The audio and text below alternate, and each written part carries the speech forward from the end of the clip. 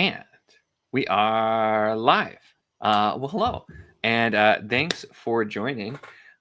This here we have now I think this is episode 7 of the book chats and beyond series that never did get a new name. Originally, that was the plan, but never came up with a new name, so we've stuck with it. But Good name. I am joined today by Jake from Nerd Level Rising, and I'm really excited to chat with you.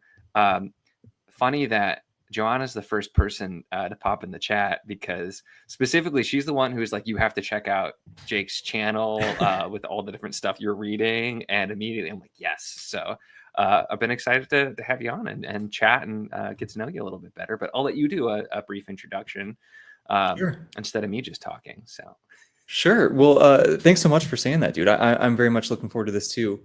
And I've seen a handful of videos from your channel, and I always thought they were great. I think you do a great job talking about books. And Joanna actually said the same thing to me. She's like, "Man, you got to check out Nico's channel more because I think you guys would really get along." So here we are, Joanna the matchmaker. So yeah, I'm really looking forward to this. And my channel is just sort of, I don't know, whatever I called it Nerd Level Rising because I want to be able to have a variety of stuff I can talk about beyond just books. And funny enough, I talk about almost exclusively books, but there's the opportunity for other things. You know, I like D&D and anime and manga, and I want to get into comics at some point, but I keep pushing it down the road and whatever. So it's still, despite the ambiguous name, has been almost exclusively fantasy sci-fi books. But yeah, it's fun. hey, that works. So it works. That's pretty much me. Occasionally, I'll do something like miscellaneous and confuse everybody, like ranking Billy Joel albums with another Jake. But it's mostly books. There you go. Cool. Oh, we got Janny in the house too. Hey, Janny, what's up? But yeah, I've never been able to get much into like comics or manga or anime for that matter either, I guess. Sure. But for some reason, just like even like graphic novels, just I don't know, the format just doesn't work for me. Yeah, that's fair. I wish I could because there's some that I would like to try, but I don't know. It's just never really yeah. Jake the milk guy. Okay. We don't even. The Discord's gotten a little. It's gotten fun. Let's say that. We'll say it that way. That's funny. Yeah, I get it. I just heard about that last night. Yeah. Or Thursday. Yeah. I don't know if that's a good or a bad thing, but there you go. There you go. That's funny. But I hear where you're coming from with the graphic novels and comics and stuff. It's not for everybody. I get it. I don't read a ton of manga, but some of my favorite stories of all time have been manga. Funny enough, but definitely mostly books for me too. So yeah. But you've been reading a lot of my favorite stuff, including some stuff nobody ever talks about. So that's where it's between, like, I know you were reading Janny, and so I'm always excited too. But I see people reading Or's Light and Shadow, I'm always like, yes. Yeah. But then you picked up Thomas Covenant, which is that one is almost like never read, and you've got several people reading it too. So this makes me really happy. That's one of those series that does not get a lot of love these days. No, yeah, it does not. It does not. I think I have to credit both Janny and also Jared from Fantasy Thinker for giving me the little nudge to start it. But because it's one of his favorites also, and it's fantastic, man. It's so good. I'm so glad that I started them. I'm really excited to. I have the second trilogy right down there, and I'm like, I want to jump into it as soon as humanly possible, but I don't know. It might be a 2026 thing, unfortunately, because I kind of, the books are pretty full here the rest of 25. But hopefully, like January or something. I hear you. Yeah. But I have no idea why, but sometimes I really want to read a series, but I just never get to it, and I put that off for years. I really wanted to read it. I was really excited to read it. And then I just didn't get to it. And then I finally started it, and I ended up binging it because I'm just like, I need to read all of them. It's really, really good. So I hear the second trilogy is the better. last. I struggle because it is really great, and it is like it's a cumulative thing. Like it keeps playing on some of the same themes. It brings some things full circle. But also, like, there were so many things I loved about the first one too. So like, it's hard to pick. It definitely made me like, it upped the whole series for me a lot with finishing both trilogies. Cool. I will probably eventually read the last one, although I've heard less than good things about it. But realistically, I'm sure I'm going to read it at some point. Yeah. It's just not anything that I'm going to get to quickly anyway. That's fair. That's fair. It's like, it's still Donaldson, right? Like, how bad could it possibly be? But I've also heard mixed things. That's kind of where I'm at. Yeah. Yeah. Who knows? Let's see, before I start totally ignoring the chat again. So, I could see that. We got Zamar in the house as well. Donald Duck comments in French Belgian. Oh, that's interesting. I didn't know that. Interesting. There you go. Yes. Joanna, I really think this you're to going to love happen. Donaldson once you I hope get so. in there. Yes, that's that one is the one that Joanna picked up when she was on the show. We chatted about, which is hanging out here, which is also excellent. It's also a Portal fantasy. Donaldson, I think, just likes Portal fantasy. But yeah, it's very different, but it's so good. And is a little easier to get into in some ways. But he writes challenging characters as well, and so it's just like, it's not always the easiest to relate to or connect with his characters, and it kind of makes you work for it a little bit, but he does. Compelling. It is. And I hear Janie actually was telling me, I bought all the Gap series stuff also because I found an amazing deal. And I think I got all 5 they're used, but like hardcovers for like $20, all 5 of them. I was like, okay, like, how could I not? And yeah, no, that's a great deal. Yeah. And so, and Janie was telling me, she's like, you thought Covenant was hard to love. Like, just wait. So we'll see, but I'm excited. I read the first one. I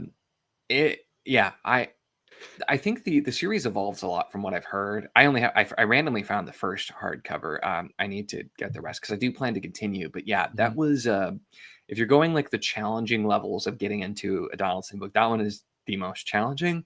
Okay. And I think it could have done with much less of the some of the elements in there personally, but that is anytime I mention Donaldson, there's always somebody in the comments like, you got to read the Gap Cycle. Yeah. And so I've been working my way up to it. But you have to let me know when you start, because it's doing some very interesting things, but that is very very challenging content wise. I can imagine.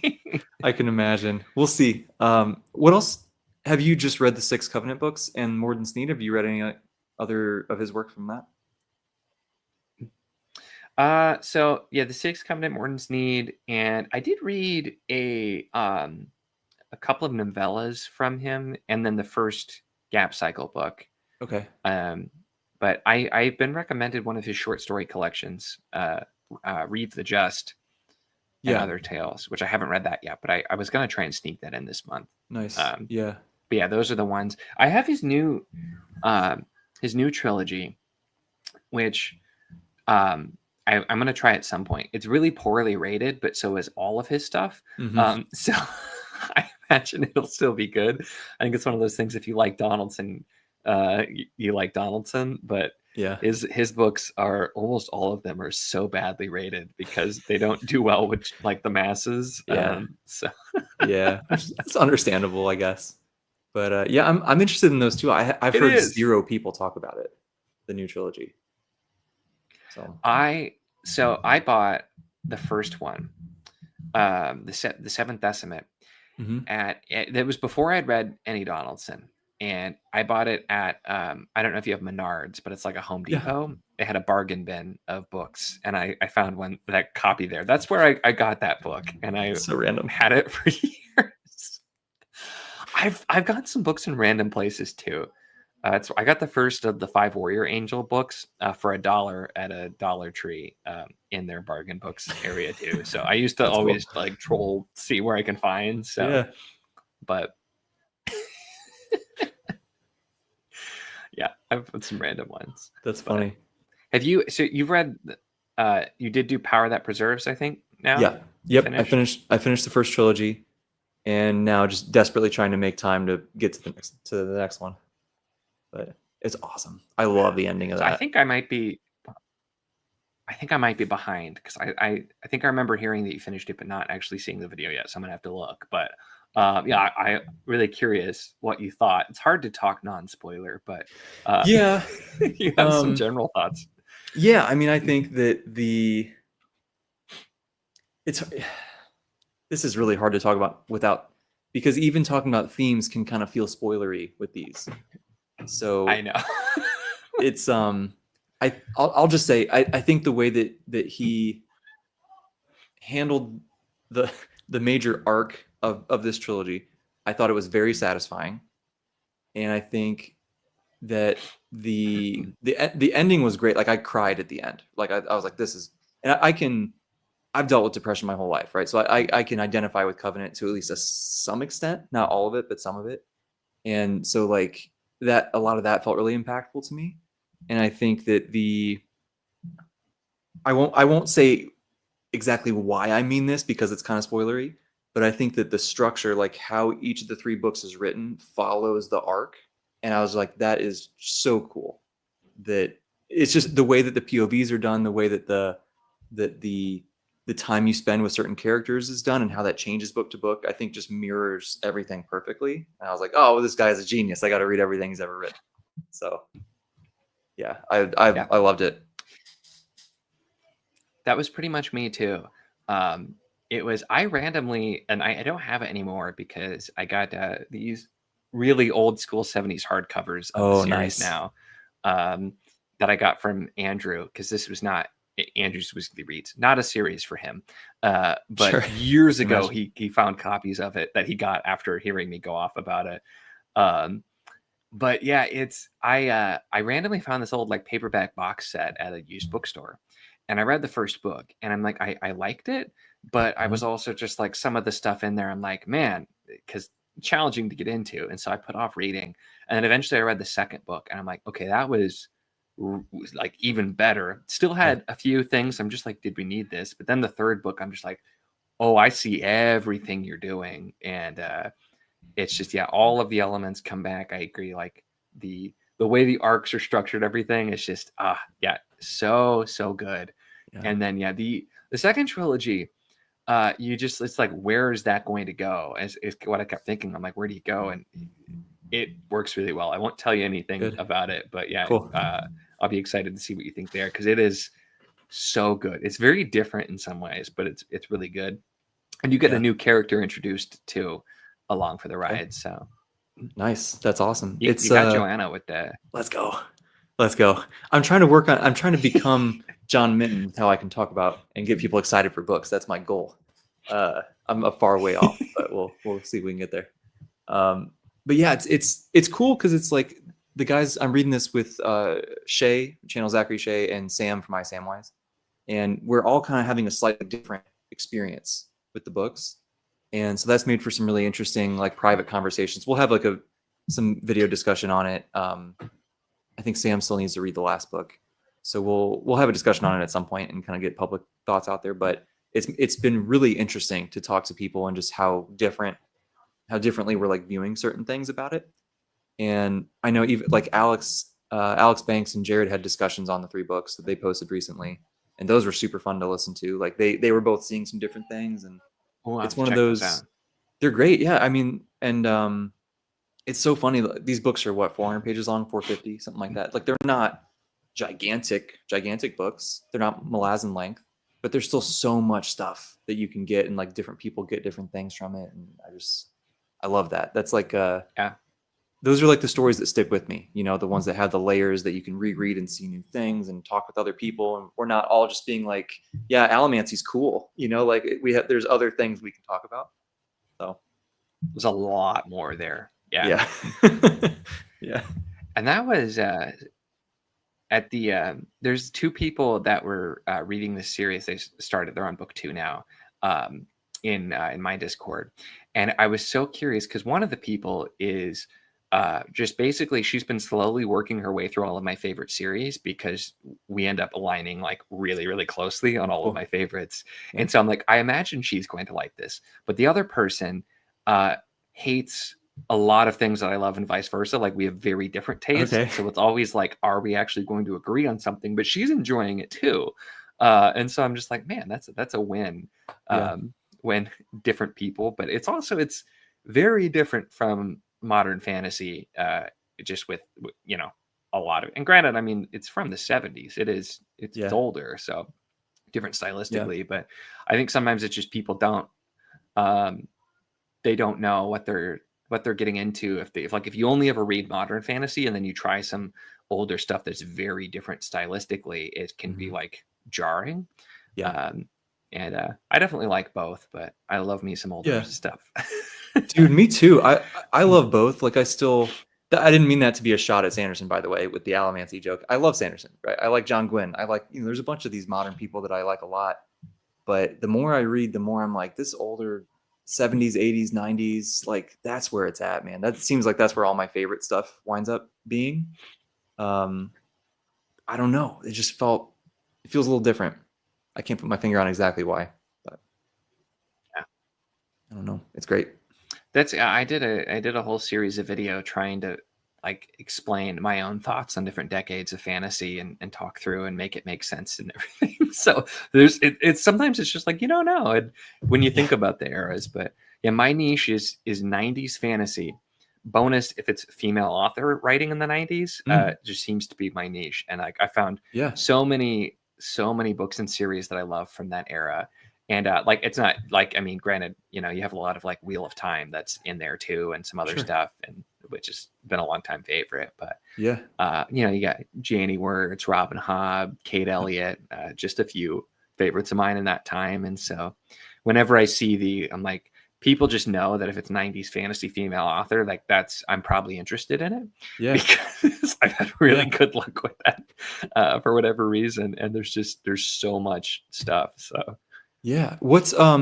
Give me a pitch for Kate Elliott. I've heard this name. There was is it The Witch or something like that as one of the books?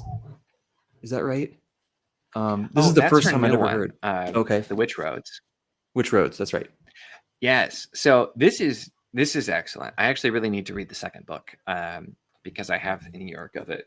And if you want to hear Kate Elliott just nerd out too, I had her on this show. Or no, it Oh, wasn't this awesome. show. That was like an actual interview, but I might have her on the show later this year.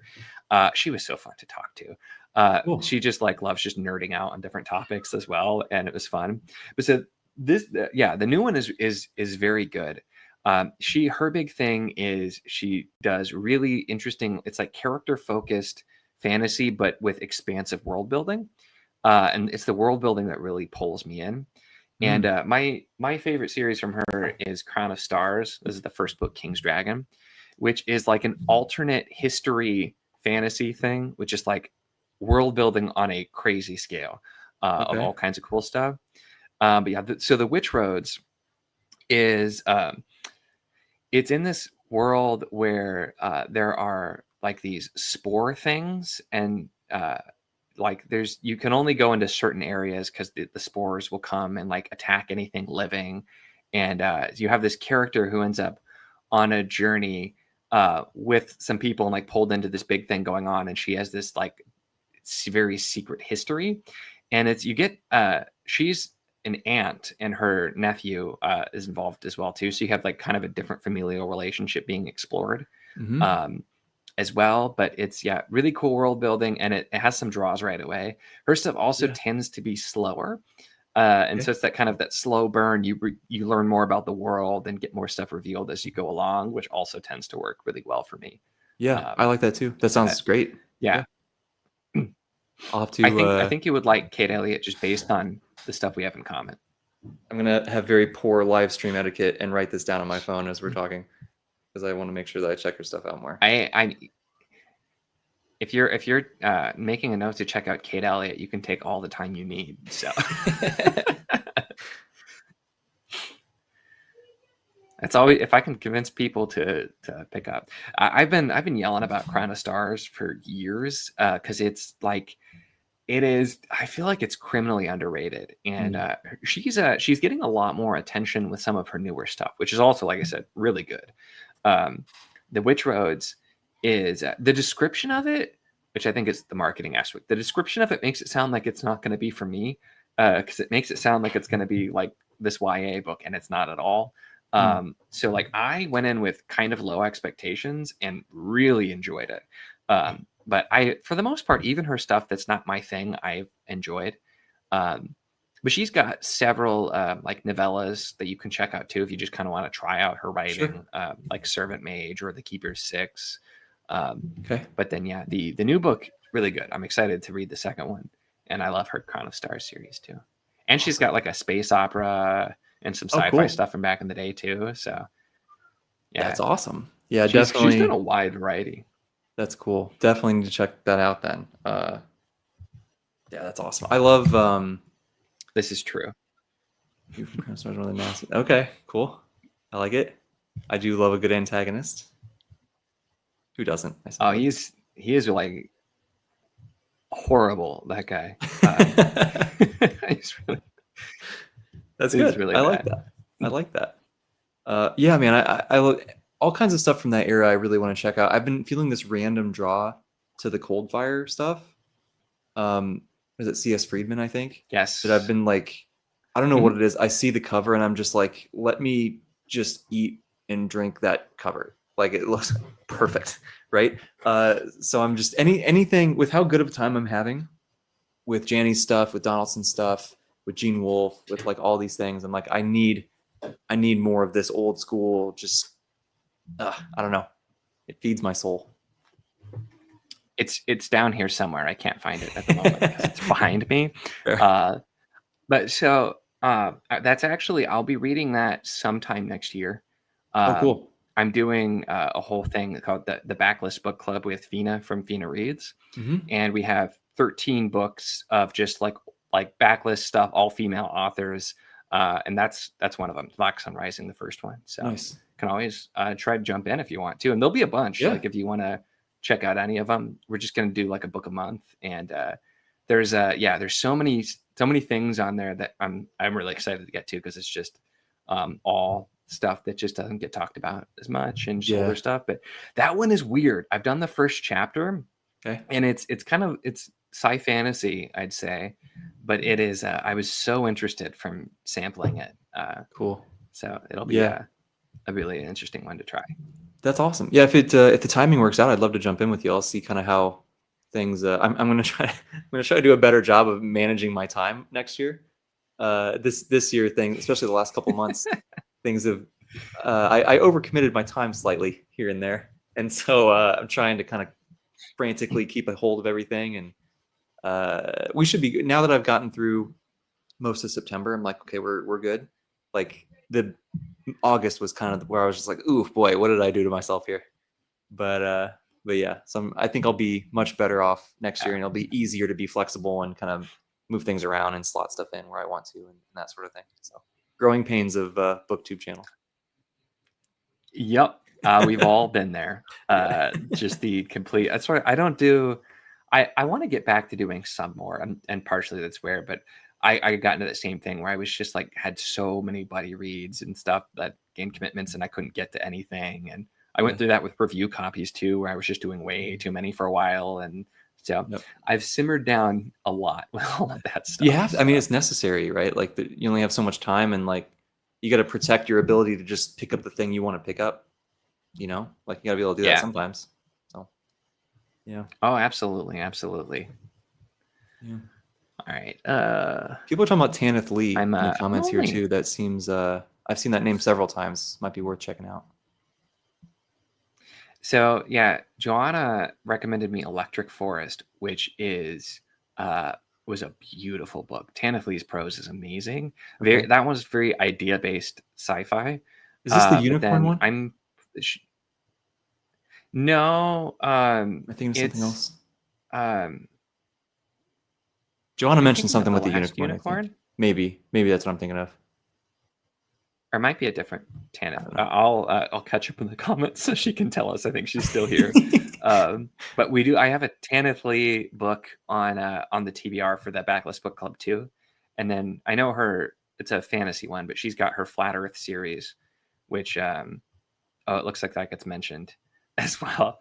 But yeah, Joanna turned me on to Tanith Lee, and definitely an author I'm very excited to read more of. Okay. Good to know. Nice. It's the Secret Books of Paradise is the one that I have for Backlist Book Club. Got it. Okay. I get really bad about checking the chat on these things, so. Oh, I get it, dude. It's tricky. Yeah. It's tricky. You gotta multitask, and you know. Yeah. Okay, yeah. Last Unicorn is by Beagle. Whatever that is. Yeah, Peter S. Beagle. What do you think of Baker, I tried dude? that one. Sorry, I didn't mean to interrupt you. Oh no, you're good. Have you read Baker? No, I'm very interested. It seems like the people who I know who have read it that I tend to have really similar taste to, half of them really love it, and half of them are like, eh. And I'm just like, well, I don't know what to make of this. Oh, you know? And I'm sort of a seeming minority that actually doesn't think First Law is that dark. So ever since people were like, hey, this is really dark, this is grimdark, and I'm like, I mean, I guess Glocta's kind of, he, does some bad things, I guess. But anyway, I'm sort of exaggerating a little bit, but it wasn't as dark as I was sold that it was going to be. And so I'm on this quest to find like something really dark, and I'm told Baker will do that. So, okay, yeah. Couple of things. I think First Law is super overrated, not that great. So I'm not a fan there. But the way Abercrombie uses the term grimdark is just meaning that it's like it's a trope reversal. It's just not doing like the normal tropes, and that's kind of what he's doing, is subverting things. Sure. The Baker style grimdark is getting to just pure nihilism, especially in the second half of the series, is from what I've heard. I was so unsure about how I was going to feel, and Joanna's getting lots of mentions because she's the one who made me really be like, I need to pick it up. I'd had people telling me for years, and I'm like, yeah, I'm gonna get to it, but I kept putting it off because I wasn't sure how I would feel. It is dark, and I think it's the second series, The Aspect Emperor, I think, where it really goes like super dark. But I've read the trilogy.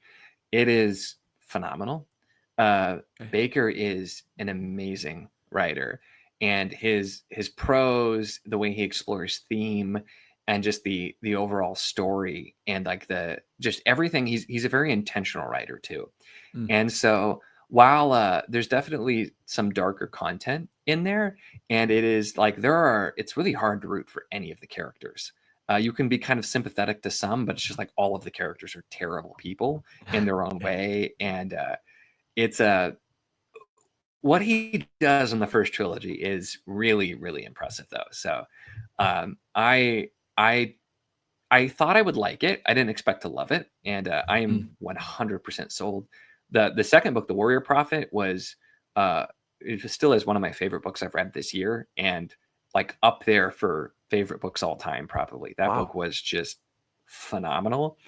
The third book is a little bit of a step down because it has way more philosophy, and that's just not my thing, but it was still really good. And I'm going to be, I don't know if I'll get to them this year, but I'm going to be doing the Aspect Emperor hopefully soon. Awesome. But yeah. I think just based on what I know that you like, I think you will be in the love camp. That's my guess. But I don't know. We'll see. I also I don't really necessarily feel like I need characters that I can like really root for super hard. Like I love Book of the New Sun. I'm not necessarily rooting for Severian. He's just really interesting to read about. So it seems like, and that's the one I really want to read that. Oh, dude, it's awesome. I've been doing like 2 chapters a day with Joanna, and we talk about it constantly, and it's just been so fun. Anybody who wants to pick it up, that's like the number one thing that I'm saying now is have somebody who you're reading it with you can talk about as you go, because you'll just notice so many more things that way. It's a journey. Yeah. I'm probably gonna end up bothering. Yeah, I'll probably end up bothering both you and Joanna when I pick it up. So do it. Yeah. But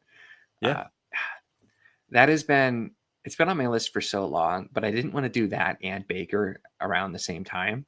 Okay. So I'm debating. I might try and sneak that in before I continue with Baker and do it that way. It's not that long. Yeah. go back to it, but I'll have to see. I have to Yeah. say, it's not. I have the Tour Essentials one. I mean, like the Yeah. first 4 books are like 2 normal sized books. So Yeah.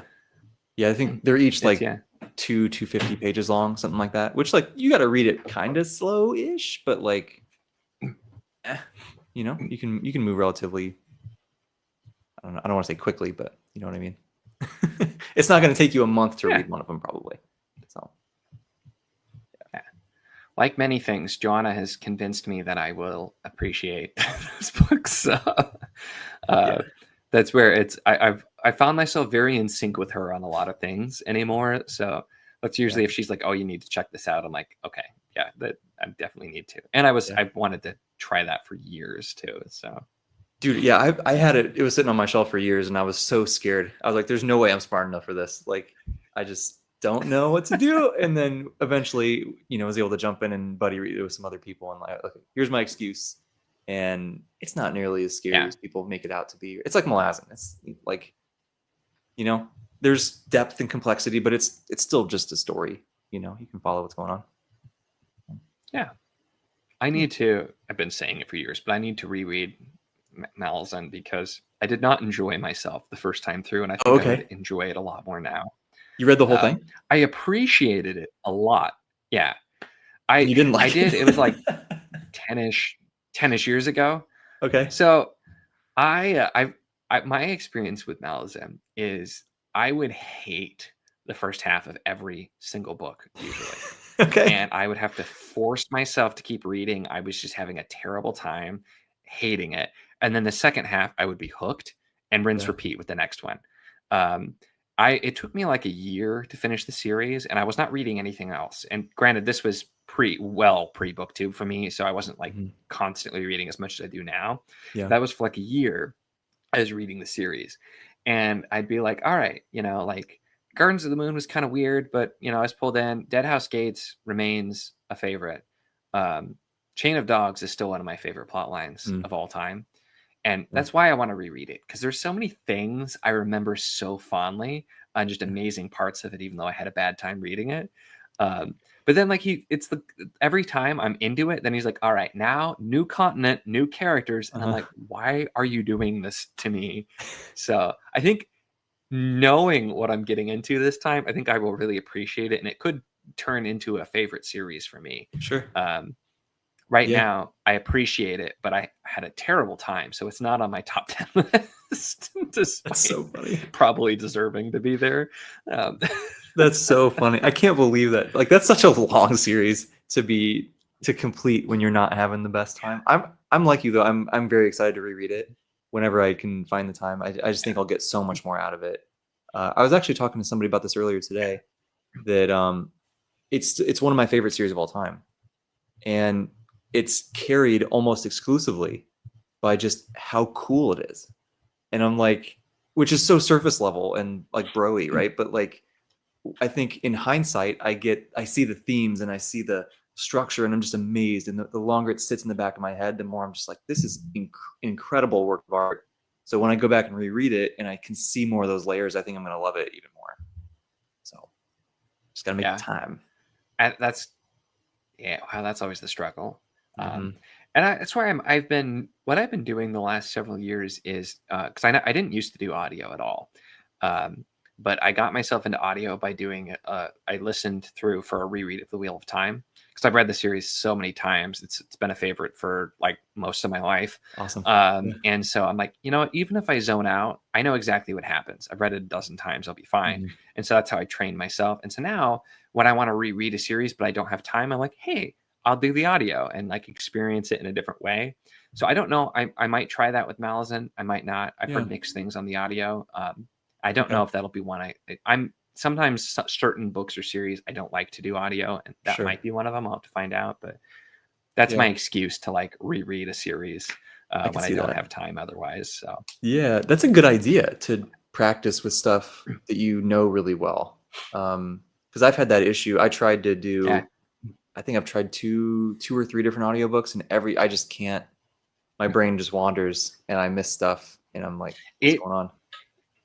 you have to pick it up. Like it's not, you can't just, most people, or at least I couldn't. I'm sure there's some people are, but for me, it was not something I could just sit down and listen to an audiobook. I had Yeah. to like train my brain to follow it in that perspective. And Sure. now like that's the only way I get as much reading as I do, because especially since having a kid, I have a lot less time to just sit down and read.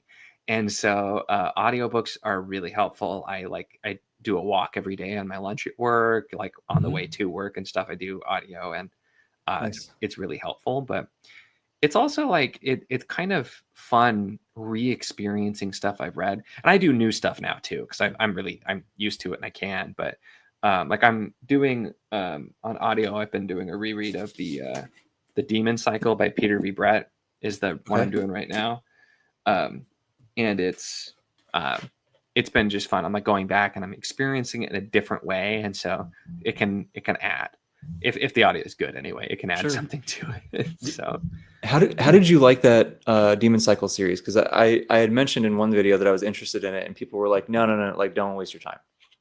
And I was like, what? It sounds cool. It gets a lot of flack, and most of it justified. So I am on book 3 of my reread. This is another one I read for the first time, probably 10ish years ago or something. So it's been a bit. I really enjoyed it. It does a lot of cool stuff, but there is like a lot of sexual content that I'm normally not a fan of in books. And you get a lot of it in there. And so some people don't like it for that. Granted, you've read Covenant, you'll be fine. It's not like it's terrible or constant or anything. And it's also like book 3, a complaint people have is it starts focusing too much on the character relationships. And I didn't remember that, but after I just finished book 3, I'm like, yeah, it does a bit.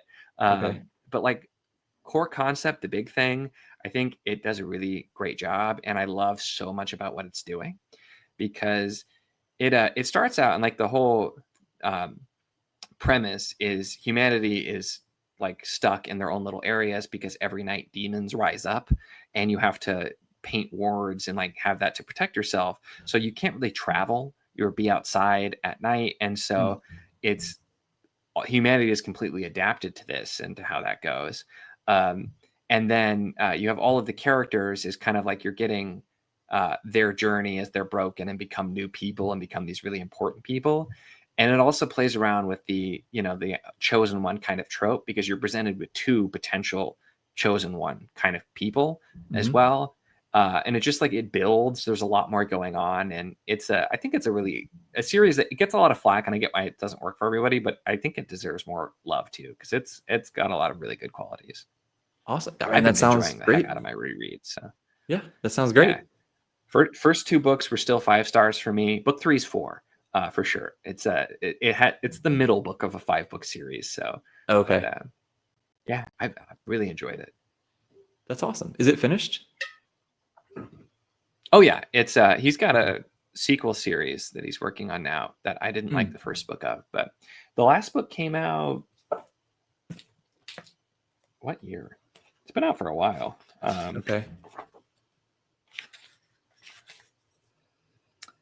2017. I guess I thought it was a little older than that, but yeah, that's a little solid amount of time though. That's the naked hardcover of the last book. Ooh, I like that. Yeah, I like that. That's cool. It's very cool. All right, I will ignore all of my viewers who told me to steer clear, and we'll keep it on the list.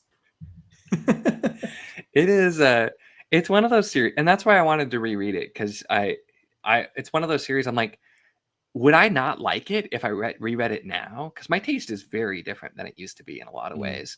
And it's like kind of similarly, I want to at some point reread Lightbringer, because I'm also higher on Lightbringer than a lot of people are. But I'm like, would I still be at this point in my life? And I don't know. So interesting. Yeah. It's one of those controversial series where opinions are very divided, but I recommend it. Like I said, if I change my mind after finishing the last 2, I will let you know. But I loved the first 2 books, rereading them, and I'm just like, oh gosh, yeah, everything I remembered loving about it, I still love. And it just does a lot of really cool things with the world and with That's everything for awesome. sure. That's really cool. Yeah, I'll definitely. It's on the list, man. We definitely gotta, slowly but surely we'll work our way through. My list See, is too long, but yeah, how much more I can destroy your TBR in this hey, discussion. I'm here for it, man. I'm here for it. Uh, it's one of the fun Mm. things about BookTube. Can be a double-edged sword, like we mentioned Yeah. earlier, but hey, it's fun. It's fun. I Oh, do want to ask absolutely. you. I do want to ask you because you mentioned the Wheel of Time. I also love the Wheel of Time. I've only read it the once, Mm. but it was like pretty much right when I finished it, I went and got a tattoo of it. Like I was like, this is awesome. So I'm just curious, what made you latch onto it so hard to where it was like, you've gone through it multiple times, not just the once, and it's long, right? And what is your take on the slog? Because I personally believe that there is no slog. That's my opinion. So I'm curious what you think. Yeah, I'm similar. So, Wheel of Time for me, part of it is I started The Eye of the World when I was 11 years old. Um, Okay. and so it was my first foray into adult epic fantasy. It's also, I think, why I skipped over a lot of more age appropriate books, and why to this day I just don't care that much for like middle grade YA, a lot of that stuff, because I Sure. just skipped that part and went straight to adult. Yeah. And so it just, from starting it, it just captured my imagination and just really immersed me in. And I used to, when I was a kid, I would literally, my library only had like the first book, the first and the third book was all my library had. So I would interlibrary loan every book and get them in. I'd be excited. I'd go get them, and I just like could not put them down. And then at the time that I first finished, it was only Knife of Dreams was the last book. Okay. And so I get there, and then that's where I'm like, I need more. What do you mean it's not finished? And started digging in. And so it just was, I used to just reread it basically every year, and I so much. And it's still, to this day, and every reread, I still have a fantastic time. Uh, it's kind of informed a lot of what I love about fantasy because I'm really world building focused, and it's just the world is amazing. Like I love the characters, the magic, there's but the plots, but it's just the world. As there's so much there, and I just felt so immersed, and so that's really what informed a lot of what I love about fantasy. Hmm. Um, and then for the slog, I do acknowledge, like, there are the books. I did a video years ago. I call it the like expansion books because it's Hmm. where you slow down and you really expand and like dig in more to smaller things, the world, different things. So I appreciate them. You know, Crossroads is the weakest book. That is a fact. That's the book where it's really like, okay, we're slowing Yeah. down maybe a little too Yeah. much, It's fair. but um, I still, but then Knife of Dreams is still probably my favorite, where like we really kick back into gear. But Yeah. so I get why people struggle with those books, but for me, they're still, I enjoy all of the books. There's none of them that I'm like, oh, I hate this one. I had Yeah. a really great time in with all of them, and I not that long ago when I did my reread, I made a video for each book and was like just talking about each one. And even Crossroads, I got like a 10-minute video talking about what happens in it. So, there's still stuff. Pretty good. There's still some stuff. That's cool. I'm looking forward to Yeah. rereading that one also. That was that was that was my second adult series personally. But I read it much later than you. I think I got in a cycle when I was younger, just rereading Harry Potter over and over. And then I think I was Mm. probably, geez, I don't know, 18 or something when I read Song of Ice and Fire. That was my first like adult series because I love the show. And then I was like, I got on Google, what's similar to Song of Ice and Fire, and Wheel of Time was the first one to pop up. So then I read that. And at the time, I was reading so little. Like I was probably reading like 10 pages a day. Like it was like nothing. And so Mm. it took me 2.5 years or something to read the Wheel of Time at that pace. And so I'm kind of surprised in hindsight that I didn't think those expansion books were like, I'm surprised that my opinion is as high as it is, especially considering like I was probably going a month and being like, can we get, but I don't know. It's just, they're great. And even in those books, like there are some scenes from those books that just like seared into my brain that I don't know. It just Yeah. makes the whole thing worth it. And I just love his prose. Like I don't Oh, care. absolutely. Like, I like the ruffles on the skirt. Okay, like it's cool to be able to picture the dress perfectly in the room, and I get that it's Yeah. overdone, but it's still fun. I still like it. 100%. Yeah. Yes. That's where, like, I mean, I'll make fun of it too. Nobody makes fun of Wheel of Time quite like the biggest fans of Wheel of Time, Yeah. but it's just, Yeah. yeah, I don't know. He paints a picture Yeah. like so few people do. It's just everything, and I love. It's part of what makes the world and everything in it so immersive because it's Yeah. so real, and he's like that level of detail. So is it too much? Probably. Do I Yeah. love it? Yes, absolutely. Exactly. 100%. Did you try the TV show? I could not make it through the first season. Okay, that's Uh, fair. I That's fair. heard it got better, but it kind of immediately for me felt like they were just being like, we're going to do whatever we want and change everything. And then it's just like, I didn't feel like it was the writing or the effects or anything I didn't think was very good either. And so I'm like, Mm. you're already trying really hard to alienate me. And then you're also just didn't seem that good. So it wasn't for me. I know people loved it and it got more people interested. So it's still a win in That's my still one. book, but Yeah, wasn't it's for me. funny. I was kind of Yeah. similar. I watched the whole first season. My girlfriend had never. She's not a reader, so she didn't know anything about it. So we watched it together, and she actually liked the first season quite a bit. Um, and then I was just like, "It's fine," was sort of my response. I thought there were parts that were cool, like seeing the Trollocs was cool, and like whatever. I really like the actor they got for Rand. I think a lot of the main cast I think was great. Mm. But anyway, and then season 2 we started and we got like 2 or 3 episodes in and just kind of forgot about it, and I think that says a lot. Um, but and then I heard season Yeah. 3 was great. I want to go back at some point because I never got to see what they did with the Shanshan, and I just want to kind of see what that looked like and what they did. Mm. So I should go check out at least some clips at some point. But I don't know. So Is what it funnily is. enough, the character that I really latched onto in the first season was Matt. And then the He was actor great. gets replaced Yeah, too. that was So such a bummer. I really yeah, I'm a Matt fan. He's my favorite from the series, mostly Okay. because of the later books. Sure, Uh, sure. but yeah, and I'm just like I was really trying, and I just felt like they did some different stuff with his arc, but just that character, I felt like the actor captured it really, really well. And then like, Good. not only do you change that, and then I heard the end of the first season was rough, and I was already mad about some of the stuff they'd done, and Yeah, so yeah, I don't know. Maybe it's tough. someday I'll try it again, but I don't know. It was similar. My wife, would never read the books, also thought it was pretty good and enjoyed Yeah. it too. So she was going to continue. I don't think she ever did though either. But Yeah, oh god, I think the thing that annoyed me the most um, is the sense of mystery they tried to put around who is the Dragon Reborn, which like that's there in the books to a degree, but like there's sort of a very quintessential point of the Dragon Reborn that it can't just be anybody; it has to be a man yeah, for very certain reasons, and we can't like is Nynaeve Mhm. like no, she's not the. I'm sorry, she's not the. She's a great character, but she's not. And it just yeah. there was some stuff like that that I was like, guys, like this is a very important aspect of the story. We probably shouldn't change that. I don't know, but Yeah. whatever. Well, and that literally that was like the opening voiceover was completely taking that away too. And I'm just like, Yeah. the whole point, like the tension of it is the fact that it's a man and he's gonna go insane because that's what Mhm. happens when you're a man who can use the magic. And like that's the tension. That's the Yeah. whole reversal of the chosen one trope that Mhm. your chosen one is destined to go insane and the last one destroyed the world. I mean, like that's Yeah. and so I just those are the things, like I said, I really struggled to give it a chance because they just right off the bat changed so much that was so Mhm. important.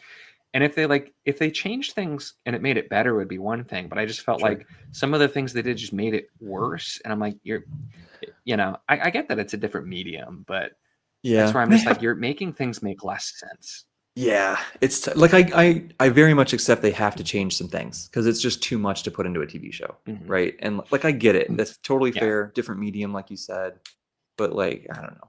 Some of the choices I was like, does that make a ton of sense? And then it was interesting to see how Sanderson talked about it and like how he was kind of maneuvering the way that he was saying some things, and it seemed pretty clear to me that he was not really consulted, which like probably should have been. you know. But whatever. Yeah, more came out on that later because it seems like they really wanted his name Yeah. attached, but then they just kind of blew him off. Yeah.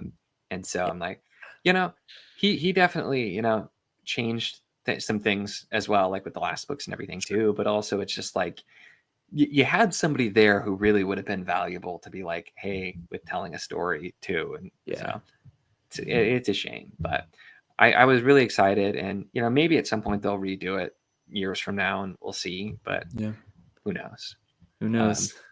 I have been ignoring the chat for almost half an hour now. It looks like. Um, so we'll do a lightning round really Let's see quick what we of got. the chat.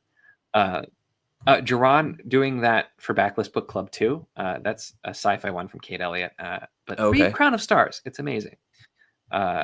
Black Sun Rising. Yeah, we were talking about that. Tanith Lee has written a ton. Yes, Don Mates, Janie's husband, did the cover I for love Electric I love Forest. his art, man. So good. Yes. Did confirm it was Peter S. Beagle. There we go. Recommend both. Oh, that was Hey, nice. what's up, man? I say he's been telling me about your channel from before too, because really? I was talking about a different Jake, and he's like, Jake from Nerd Level Rising, and I'm like, oh no, not that Jake, but I'll go look at his channel. I'm sorry to disappoint. Well, I hope I live up to the name. This other Jake's probably cooler than me. Oh, apparently Tanith Lee does have a unicorn. Oh, okay, cool. Do you know Jake the Bookish Drummer at all? No. That was the other Jake. Okay. CJ Cherry is also on the Cherry. list. The Faded Sun is the one we're doing for Backlist. Okay. Yeah. Another.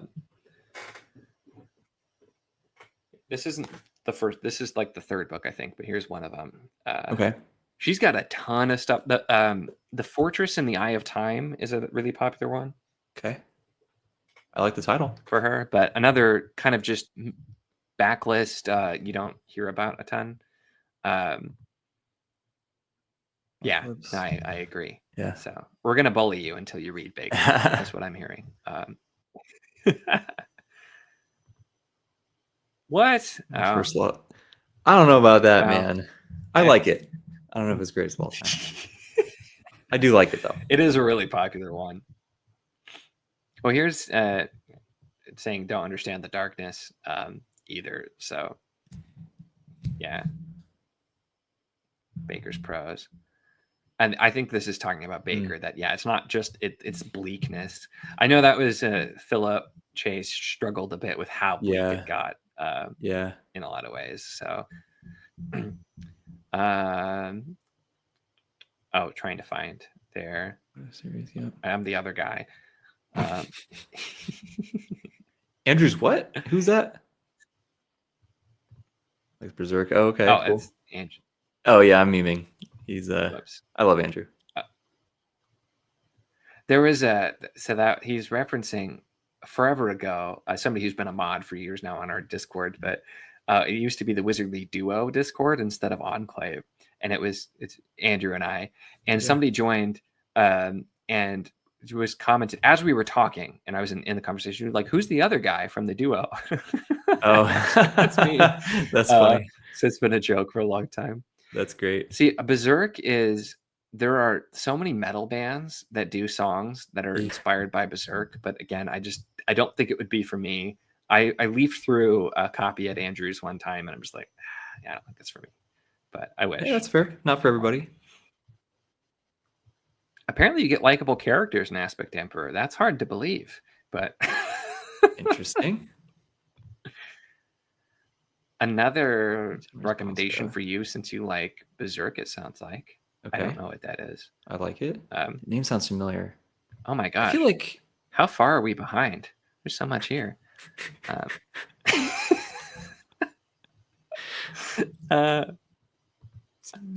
We haven't. Are you a metal fan? Oh, huge. Yeah. Zach actually gave me a heads up. He's like, you should talk to him about music. So let's get caught up on the chat maybe, and then we can do a music chat. Oh my goodness. Why is there's so much here? I didn't realize people were talking so much this whole time. Dungeon Crawler Carl is pretty great. I will agree. Man. Black Company was a little bit underwhelming. but I did like it. Oh, we got Doug. Oh, here we go. Yeah, with the old school things. So I haven't read Robert Aspirin yet, but I have done some of the Vlad Taltosh. I've not done Garrett P.I., but I've done some Black Company. Yeah, I don't even know some of these. I'm gonna have to like screenshot this. Yeah. Hold on. I'm gonna legitimately screenshot this because Doug always comes in clutch with the old school Rex. So Nice. All right. Some people are just talking. Apparently, Philip is doing audiobooks as well here too. Yeah. Book 1 is great. Book 2 is also great. Book 3 is where it's the weakest one so far on my reread for sure. There's people talking about Lightbringer. Yeah. Okay, Doug. Whoa, that is uncalled for. Wow, that's pretty funny. That's a hot like take right there. I respect it. It's fair. Engage with, yeah. And here's this is who I was talking about, who's been reading through all of my favorites. She's been enjoying Covenant so far. Cool. Let's see. We're almost there. We're getting closer. Yeah, I think that's a good description of Jordan's prose. Yeah, I agree. Yeah, we did. I think we both did it. Janny hasn't seen it. You're not missing a lot, I don't think. It's not. So. It's not worth it. Oh, hey, we got Paul. I've been reading Drowned Kingdom. You should definitely read Kate Elliott if you're still here. I definitely want to read Kate Elliott. I've been reading Drowned Kingdom, and let me just say, this book is awesome, man. I was a little the first part. I had some push and pull with how I felt about the narrative style, the prose style. Not the prose. The prose was great. It was just the way it was sort of being told. I was like, I'm not quite sure how I feel about this. But then you get past the end of part 1, and now I'm like, okay, all this makes sense now. And this book is awesome. Everybody, please pick up a Drowned Kingdom. This rocks. I'm so excited to see how it ends. It's sometimes his books, you just kind of have to trust the process for like the first half. Sure. Because you're like, where are you going with this? But then he kind of gets you in for sure. Cool. Yeah, I'm in for the ride now.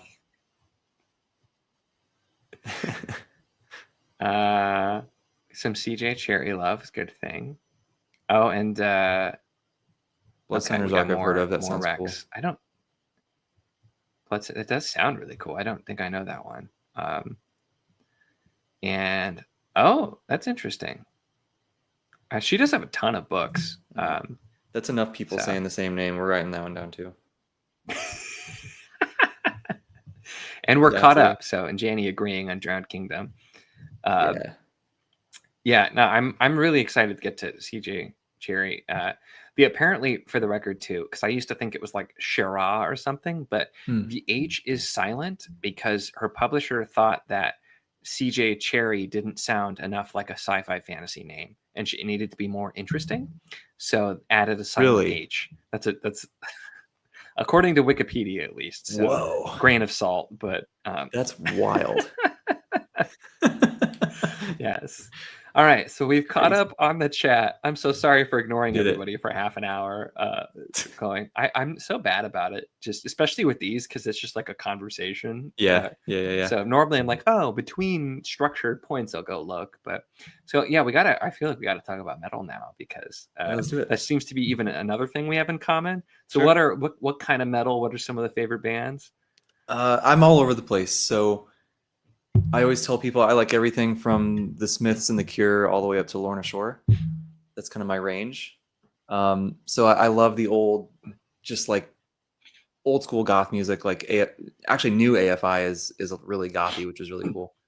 But Smiths, Cure, all just whatever, all that kind of stuff.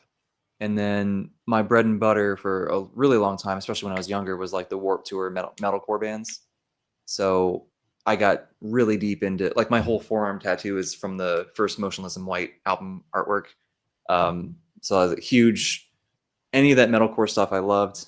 Then I got into the Warped Tour metalcore. Okay. Yeah, dude. Yeah. And I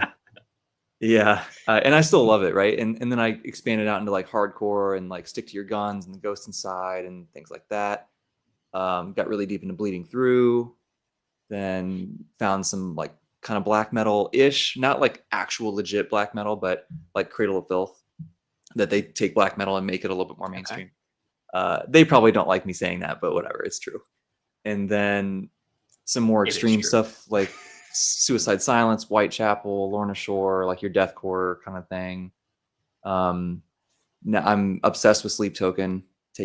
Call me basic if you want to, but I love Sleep Token.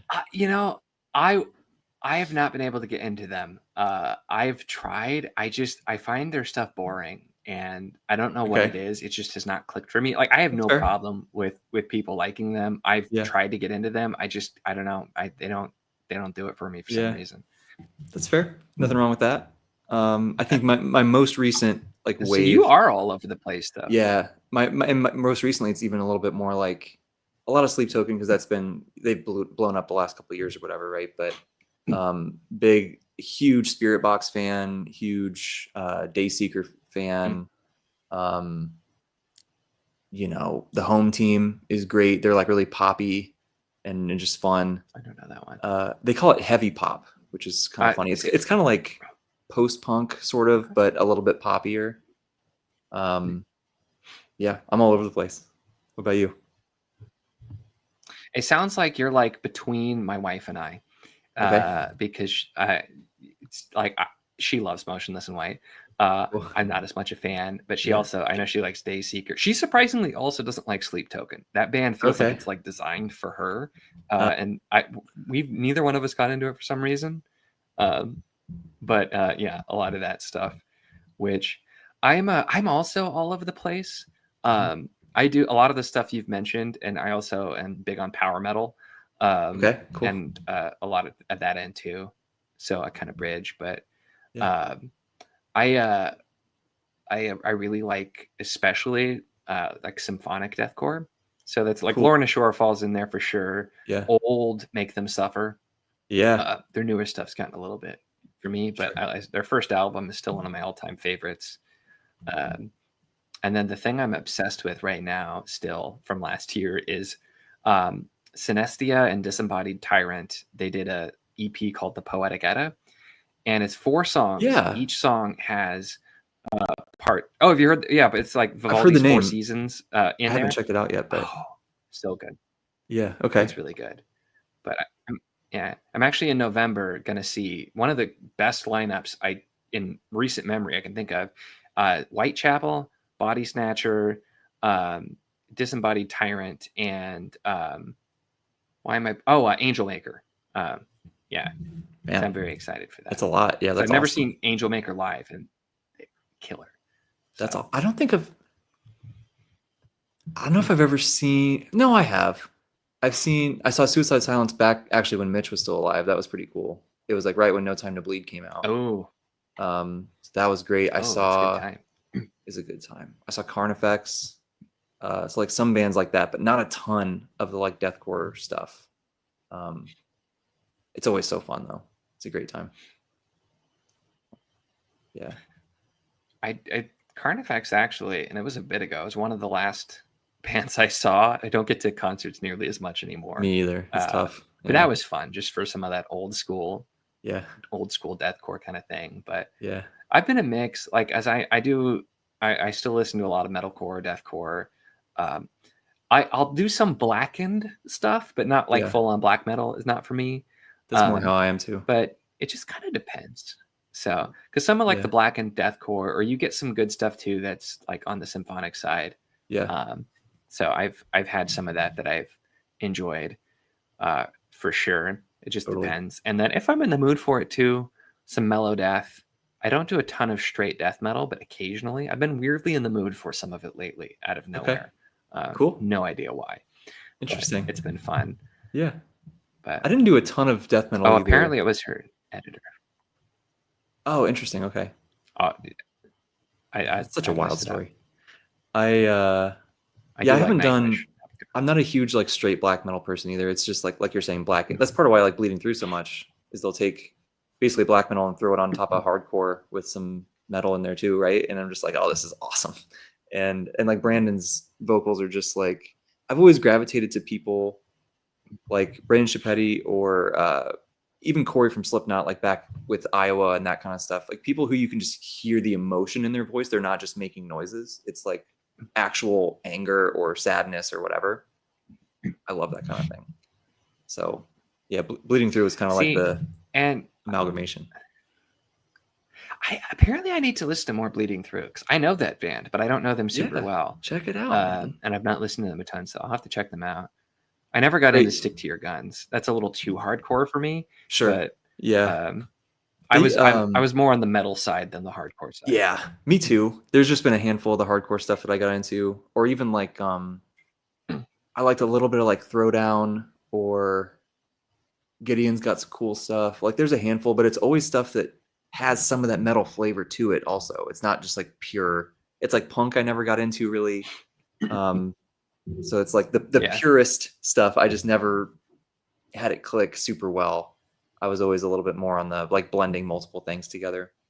So even like straight up heavy metal, I was never a huge fan of. The closest I ever got was like Lamb of God, Devil Driver maybe, but yeah, I don't know. Okay. Yeah. That seems to be it seems like we really similar with the heavier stuff and like the core stuff, but Yeah. I love me some like power metal too. And like the straight up heavy metal is just like I still all the stuff that's either is from the 80s or sounds like it's from the 80s. But like there's a Beast in Black, which is named after Berserk, and like 40% of their songs are about Berserk. Cool. They sound more 80s than the 80s. Like you can't find something that's actually from the 80s that sounds more 80s than this band does today. Especially they've gotten more 80s every album. It's something, but I'm a big fan of them. And like, you know, some of the other big ones, like you've probably heard of Sabaton. They're huge these days. I actually don't know that I have. About military history and war. Oh, really? Oh, okay. Yeah. I don't know that I have. They're good too. Okay. Cool. But cool. I am constantly seeing stuff. Maybe that's just because the algorithm knows I like them. Maybe. Yeah, my algorithm's full of Sleep Token now because me and I don't know if you know Ashley from Library of a Silver Saint, but like she's obsessed with them too, and we send each other like reels of their tour videos and stuff. So now my algorithm's just packed with Sleep Token videos, which is fun. I could see that. But yeah, I can appreciate the emotion, the vocals, and everything too, and that's where it's still. Have you ever listened to Make Them Suffer? Any of their stuff? Yeah, not a ton, but I definitely have listened to them before. Yeah, I'm trying to remember what there was one song that I got hooked on for a while, and I can't remember what it was called. It had what do they call it? It's got like what do they call it? I always just hear people making fun of it and call it like distress noises. It's just like the high pitched squeal like through the breakdown, and I can't remember what the song is called. It's like some weird guitar sound that they do. It'll come to me. But they've started doing. It's probably a more recent one because they've started doing that more. Probably. But it's I didn't really like their new album very much, which makes me sad because they've been one of my favorite bands. Okay. But I don't think I've listened to it. That's like how I was with well, it's not that new anymore. But. Okay. Back in high school, like grade school, high school, I was really into like Korn and Mudvayne and bands like that. Disturbed, whatever, Avenged Sevenfold, like that, you know. And now it's like I hear like Mudvayne just put out a song, and I'm just like, what? Like, no way. And I'm just like, I can't do it, man. It feels kind of corny now. It's not the same. I just can't handle it, which makes me sad. Like it's these bands that are like legendary in my brain from when I grew up, and when they put out stuff that I'm not a fan of, I'm just like, it hurts. Yeah. Well, it's because nu metal is making a comeback. Yeah. So a lot of the bands are coming back, but I was not much of a nu metal fan when it was first around, but I have nu metalcore, the like very nu metal influenced metalcore has somehow won me over without me realizing it. Cool. Because I would start to hear some of it and I'm like, I actually kind of like this because like their Throne is a band that's around. Yeah. Which they have On the Verge, which gets stuck on my head, but it's also my toddler loves it. She thinks it's such a fun song, so it's played a lot. So like they're one of the ones that won me over in what is it? Oceans, I think. I've liked some of their stuff. Some of their stuff's more new metal-y, some of it's not, but I don't know that one. I don't know that one, but that's cool. That name wrong? I'm pretty sure it's Oceans. Yeah. But yeah, so I've ended up with some more of that. Yeah. I'll need to check it out. I was a big I say I was a big new metal fan. I wasn't really. I really loved Korn and Coal Chamber a lot in high school, which is like it's a certain kind of new metal, right? I was never into like Limp Bizkit and like bands like that. Like when you put rap in with metal, I just hated it for the longest time. Now I can, depending on what it sounds like, I can do a little bit of it. But it's just, I don't know. It just kind of felt corny to me, and I wasn't really a fan. But some people do it now, and it's solid. I can get that. All right. I'm not a huge rap guy in general, but some of it I like. Yeah. I've never been big on it either, so I think that was, especially the stuff you heard a lot, was more so that, and like a lot of the stuff now that's like the new metalcore, it has like some of the elements of the instrumentals, but not as much like just straight the vocals. So okay, I think that's what's gotten me more into it. Yeah. I do. I miss the bass sound of new metal. It was cool. Cool. There's some good stuff. Yeah, that's awesome.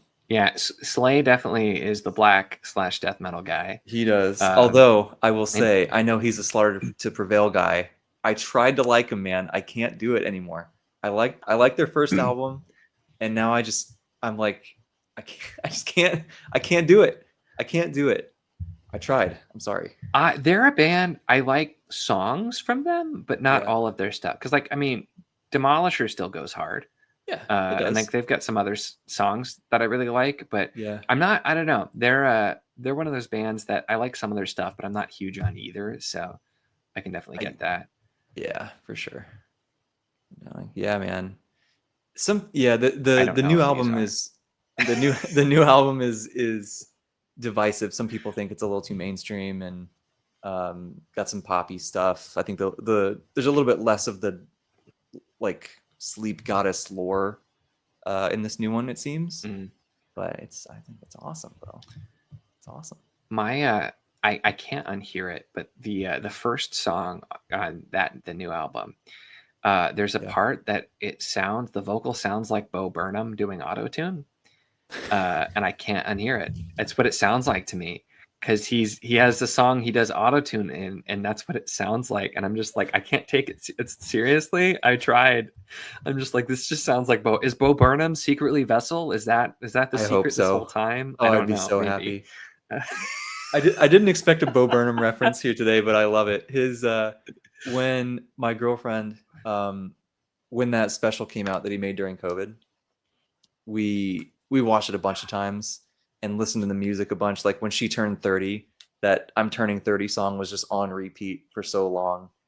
And then when I turned 30, it was the same thing again. Like that dude is brilliant. He's such a talented artist. It's crazy. Yeah, Inside. That's right. Yeah, that special was sad, but so good. Yeah, exactly. Like a lot of good art is, unfortunately. Oh. Yeah. Let me tell you what, Zach, if you want Viking metal, that's a whole subgenre. There is so much Viking metal. Yeah, I love it. I think I'm with you there, Capricious Fox, because symphonic metal of all sorts is my jam, big time. I like it. So Words of Light and Shadow recently did The Unthinkable and Dethroned. Wheel of Time is my favorite. Any new series that are top 5 contenders? Ooh. So that was Wheel of Time is, like I said, I've been reading it for 20 years and it's been my favorite, but Words of Light and Shadow did. So good to look forward to for you as you're reading it. But that finally did it. So Baker and Second Apocalypse is very likely to be quite high on my top 10 list. I definitely have to say that's the big one right now that I'm reading that it feels like it's going to belong there. I'm waiting to figure out where it goes until I finish the whole thing, I think, because everybody says that you should treat it as one big series. The biggest surprise. It's not, I don't think, going to be like a top 5 series, but the biggest surprise lately is The Magicians by Lev Grossman. That everything about that sounds like I would hate it. I loved it, surprisingly. Where's Brian? Where's Brian from BellTube? We got to get him in here. Are you familiar with does his he hate takes? it, or is he a fan? He thinks it's the worst thing that ever I know be created. Okay. I was gonna say, I know him a bit, and I know like he's big on lit RPG, but it doesn't surprise me. So there is. Let me find it really quick, because my favorite review of the second book is, it's a very negative review, but it's hilarious and it's accurate. Let me find it really quick. I have my microphone sitting like right in front of my keyboard, so I have to type kind of weird to get to it. I think it's book 2. Hold on. So this is a review of book 2. Let me find it. It should be up toward the top. Here we go. The continuing adventures of a smug magical asshole, as written by an asshole, and now featuring the new adventures of a completely self-absorbed bitch. That's a review on Goodreads. Perfect. And I'm like, you're not wrong, okay? But I don't know. The description of it sounds like something I would hate. I don't like school settings. It's more literary fantasy than like fantasy, and the characters are all kind of not great people. But I commented, my spin for it is, people say it's Harry Potter for adults. It's not. It's like a very biting, kind of sarcastic satire take on the idea of magic school, or like portal fantasy for kids, for like the sort of disillusioned, maybe a little bit bitter adult fantasy reader. Okay. And I think anybody who's ever identified with like the former gifted kid trope thing, it'll get you there too, I think. Interesting. But it's really good. Cool. So I thought I would hate it. I did it for a series where I was secretly reading people's favorites, and I read it because Ben Giscon is a big fan, and he never recommended it to me, because I think he also thought I would hate it, and I surprisingly liked it. So yeah. But also recommending Cherry. Apparently Zach's a corn fan. Christina Ebbison's, I don't know that one either. And there's so much stuff out there I've never heard of. There's so many people with Rex here today.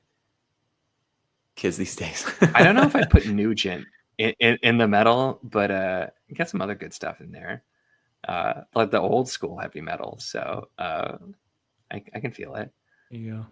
Rest in peace, Ozzy, bro. Fan. Rest in peace, Ozzy. Yeah.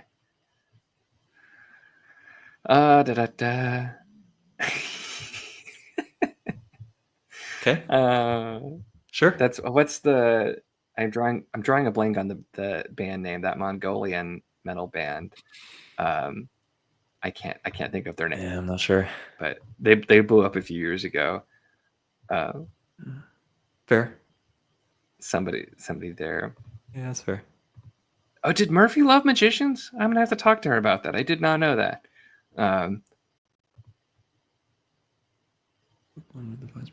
Yeah, PL, I think you're gonna be a fan of Baker for the craft, if nothing else.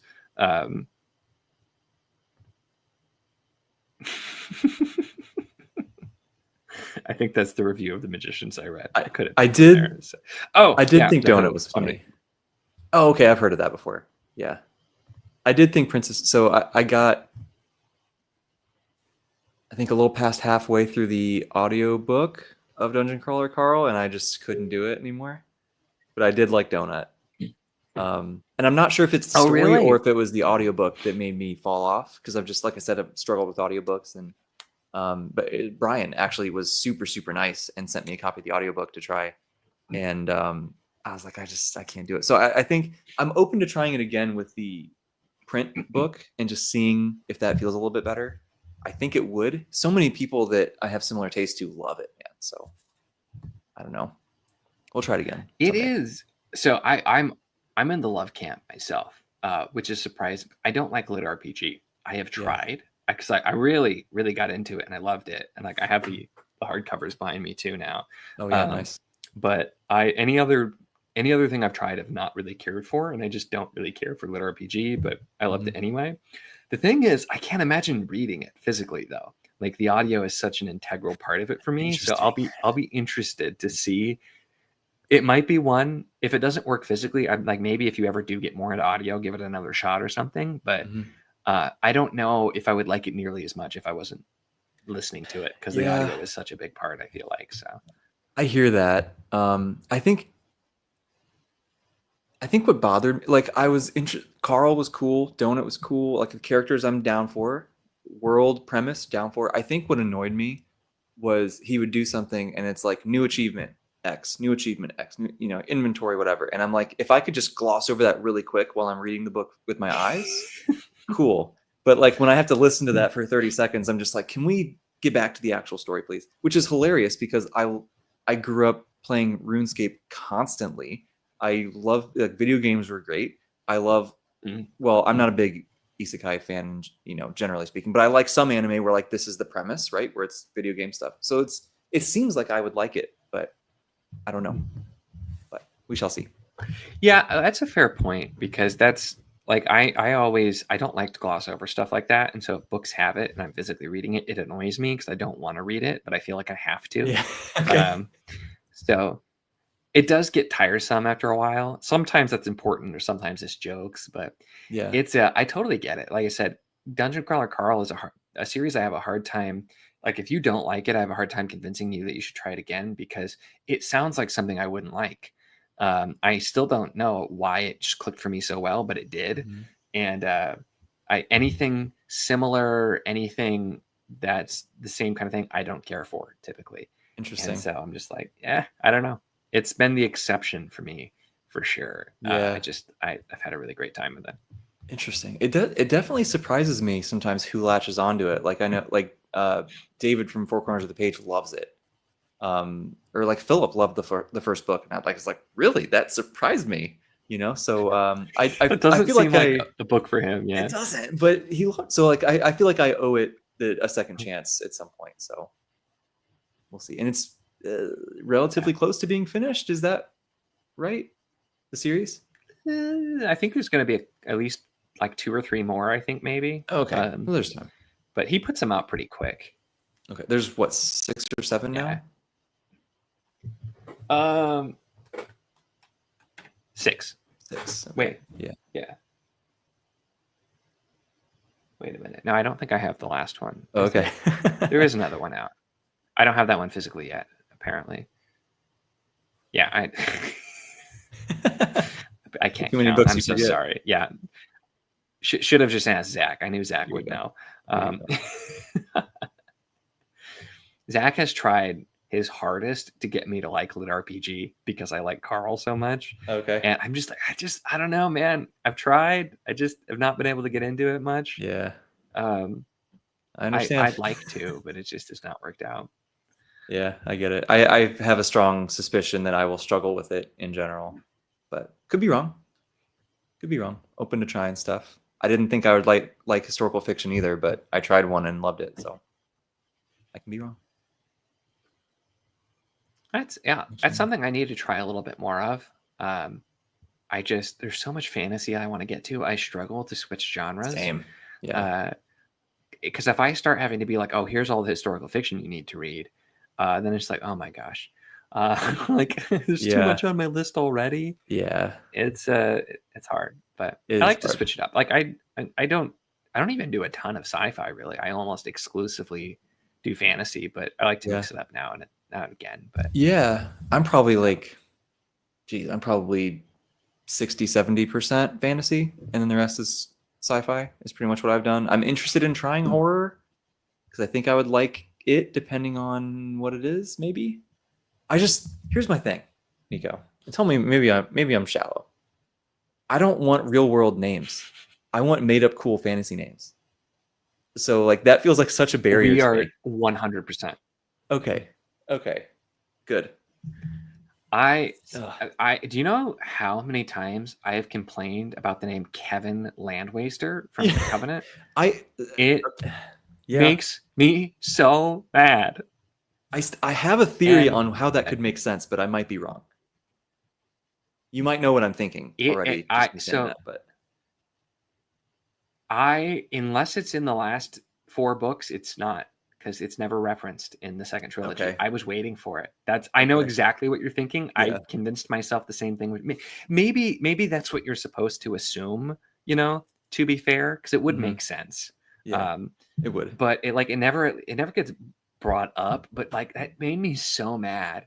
And since Janny's here, Janny does something in Cycle of Fire, and it does make sense in world, but the place is called Keithland, and it ticked me off so much. I've told her that too, but it does drive me a little bit nuts. And it's like, if you're reading, also, I'm not a huge like urban fantasy like taking place in our real world. I like a Yeah. secondary world with like fantasy names. And there are exceptions, with it, but like, yeah, if you have 2 normal names, it does, I feel like, take me out of it a little bit. So I'm Totally. so there with you. Yeah, it's like even Harry Potter, like you get Harry and you have Ron and what, but at least you have Hermione, you have Albus. So like there's enough weird names that even that works for me. Yeah, Or it's tricky. Somebody mentioned no I feel like Kyles, it. please, which is Yeah. like I love Malazan, Oh, but yeah. one of No. these books has someone named Kyle, and I'm like, I can't. But like it sounds like a Malazan name, which is the funniest thing. It's like it sounds perfectly like a name that would be in the Oh, series, but it's just I don't know. and Gianni is still here. I, Doug I, I Sensible. didn't I Okay. didn't I'm like, I don't know if she's still here or not. Hear me complain about There you go. oh, that's referring to this, I think. So that's, I mean, Okay. that's not super off base, but it's more like a response to those than actually those. But I don't Hmm. know. Like, if you ever read it, let me know, because I seriously loved it, and that surprised the heck out of me Okay. so much. PLC, yeah. Yes. 100%. So Let's I finish. did complain about Kyle there Oh too. no, there's a Kyle and Robin Though, to Hobb. be fair, yeah. No, So I'm just in kidding. the live ships, you have Kyle, but there's also, what's worse than Kyle is there's a character named Grag, Grag, and at that Okay. point, just call him Greg. Okay, Grag is such a dumb name. It's it ticked me off so much. I complained. Like, don't get me wrong, I love the first 9 books that Hobb wrote in that world. Is my asterisk. Okay. Big fan. One of my favorites. But I'm like, Grag, really? And it's the same series that has a Kyle in it. But It's 2 strikes. You got one more Robin Hobb. I know. I know it's more. Oh, well, I mean, that was the last 7 books, and Realm of the Elderlings was the big strike 3 for me. Oh no, that's a hot We take. won't. That's my. It is. So I feel like Derry's going to show up now because I've said something bad, or Evie, one of the two.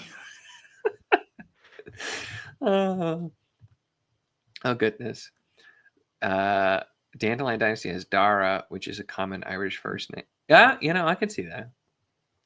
So Have you read I that feel one? like it's also. I read the first 2, and I Okay. don't think Ken Liu is for me. I think he's.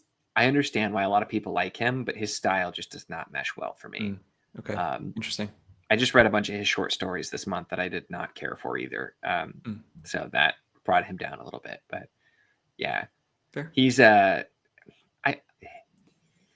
he writes in like Dandelion Dynasty. Granted, it's something that's very intentional. That was one of the things I struggled with. Is he does the style of storytelling where it'll introduce a character and then you'll get their full backstory. And Mm. that could be a page, or that could be chapters of their backstory. Hmm. And then Okay. sometimes, we'll say like, oh, here's this character. Here's their entire life story. They're dead now, on the next page after. Okay. And it just bothered me. Um, and he also has the tendency to just stop and lecture you for a while on something, whether it's Mm. engineering or mechanics, or in his like short stories, it's often like science stuff. And he just like will lecture you for a while. And I'm just like, Yeah. dude, stop doing that. I don't, I Interesting. don't want to do this. Interesting. So I'll try it at some he's point, very but I'm popular, and I get it. yeah. I'm hearing Yeah, honestly, I hear more negative things it's than one I positive recommend things trying. lately, but I will try it for sure. Oh, really? It just seems like so many people are He like, yeah, so it's really he had his impressive, in a but moment. okay. That's me. Yeah, fair. I think he's a good author, but he's just not for me. And I was reading. I did like The Paper Menagerie, which that's the short story he's most well known for. Okay. Is a really good short story. It's like 9 pages long, and I think that's why it's so good because he tends to go Mm, long and just like I feel like lose got me it. with a lot of his other short stories even. Sure. And so it's just I was reading The Hidden Girl and other stories, and I DNF'd it. I just was not enjoying it at all. Okay. And it's just really I don't know. I've been doing a bunch of short stories this month, and it's been a very mixed bag. It's Sure. reminded me why I don't read short stories very often. I get that. I get that. It's taken me a while to come around and like them at all, to be honest. It's only been, Yeah. geez, I don't know, the last year that I was even open to the idea. Before I was just like, no, give me a full book. But, yeah. Wait, there's a Netflix show of Ken Liu's short work? I did not know this. I'd actually be kind of curious about that. That could be interesting. So, Farmer Giles of Ham. What is this from? That's Lord of the Rings. Is it? Unless I I'm don't remember that. mistaken, but It's been too long since am I I read that. misremembering? It has been a while for me too, but oh,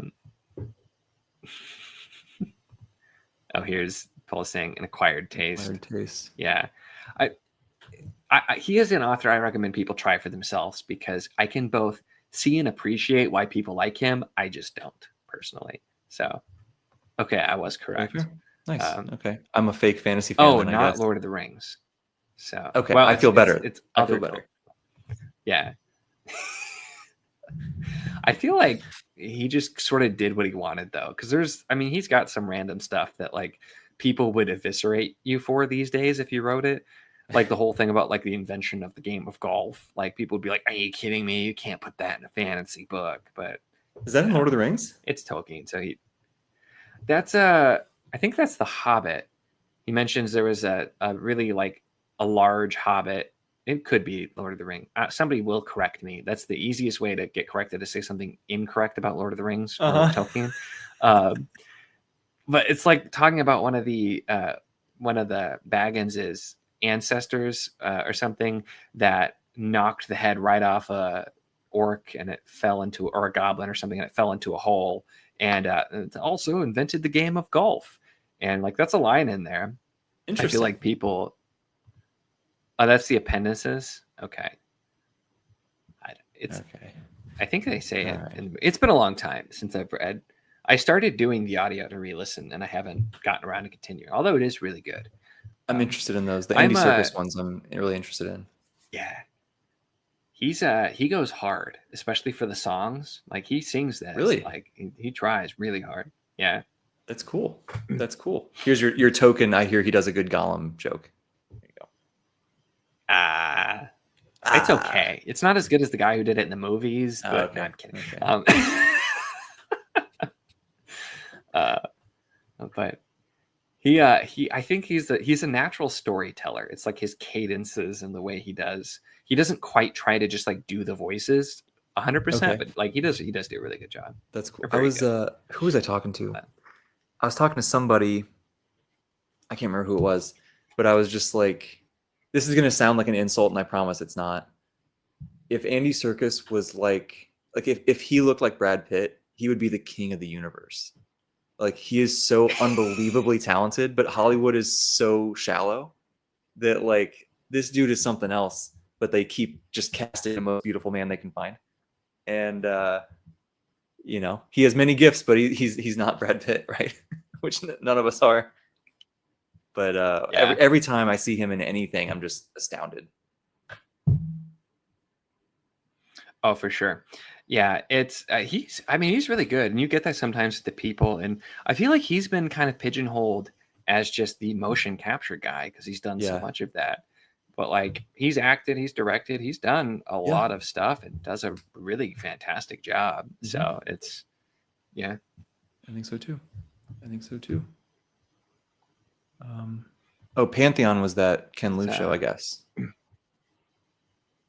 Oh, did I miss that? Oh, animated show. I might have to check that out because I don't recall hearing about that, but that could be interesting. I liked some of his short stories, but some of them just went a little too long. but I feel like watching them would be better Yeah. for me. So I could see that.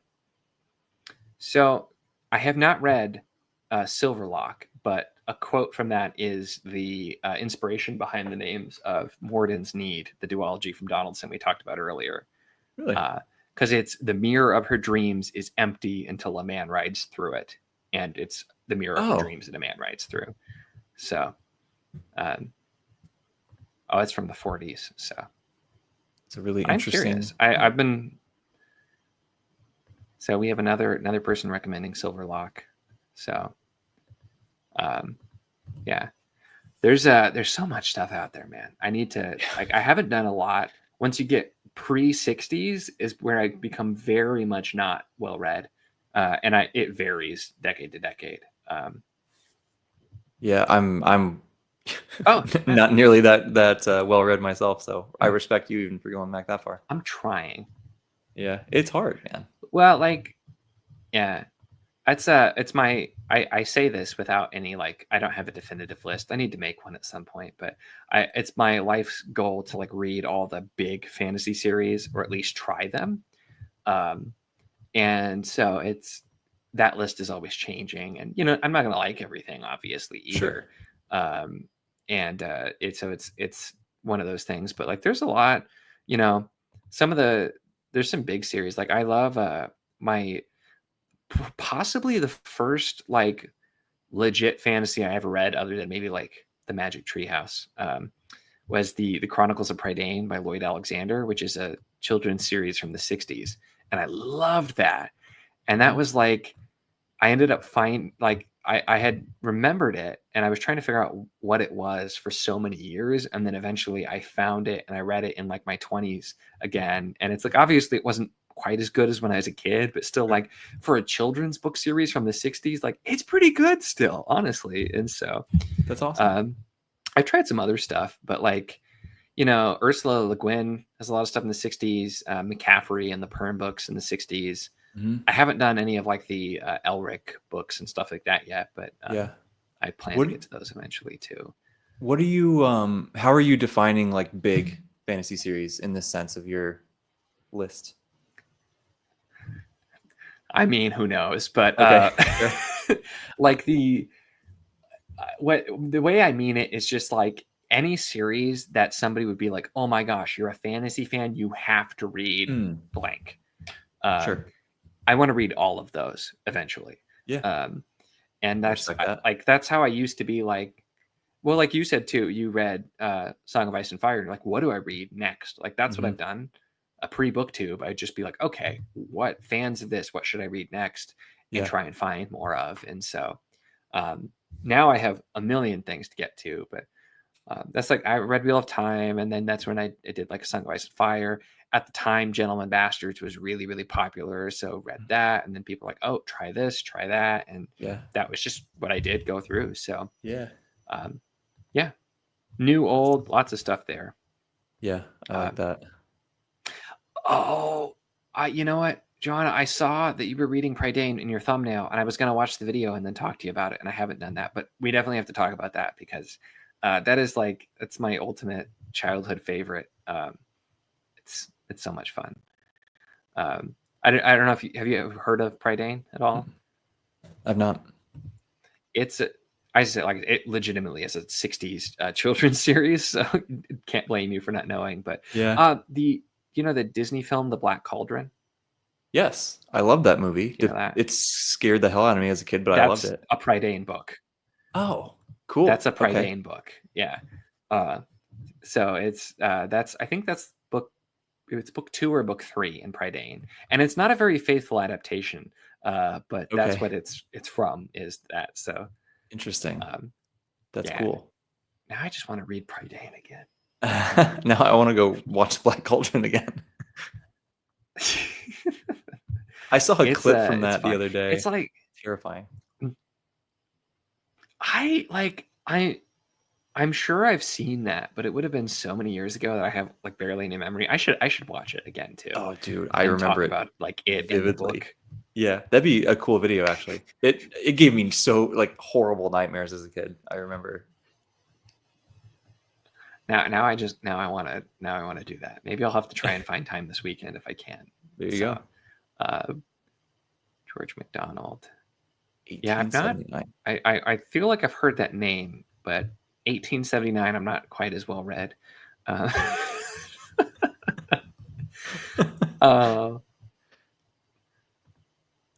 Astrid Lindgren's The Brothers Lionheart and Roger Roberts. I don't think I know that one either, but me either. I have had Susan Cooper, The Dark is Rising has been recommended to me several times now, and I definitely need to read that series. I'm very interested. I'm very interested to do that one. This is fantasy, I assume? You're never going to want to come on my show ever again because you're getting recommended too many books. But... No, this is great. This is great. I love, honestly, I love getting the recommendations of the older stuff because it's just harder to find those, right? Like everyone is here to yell about all the new stuff, but it's nice to find a place to learn more about the older stuff. I'm sort of the niche channel where I read a bunch of stuff, and like I do a lot of reviews that nobody really watches them. It's a little bit better now than it used to be, but like I'll post a review for like, you know, The Magic of Recluse by L.E. Modesitt, which is, there's a bunch of them. And like very few people will watch it, but then you'll have the few people who I know do it. But then like I'll get a comment from somebody who just found my channel and they're like, oh my gosh, I love this book so much. Nobody ever talks about this. I'm so excited. I found this review. And I'm like, that's my bread and butter. I love that I'm either talking about books that are people are like, I'm so happy somebody's talking about this. Yeah. And then getting people to try more older stuff, because it's not necessarily there's anything wrong. I'm not like I don't like modern fantasy. You know, I'm not like that or anything.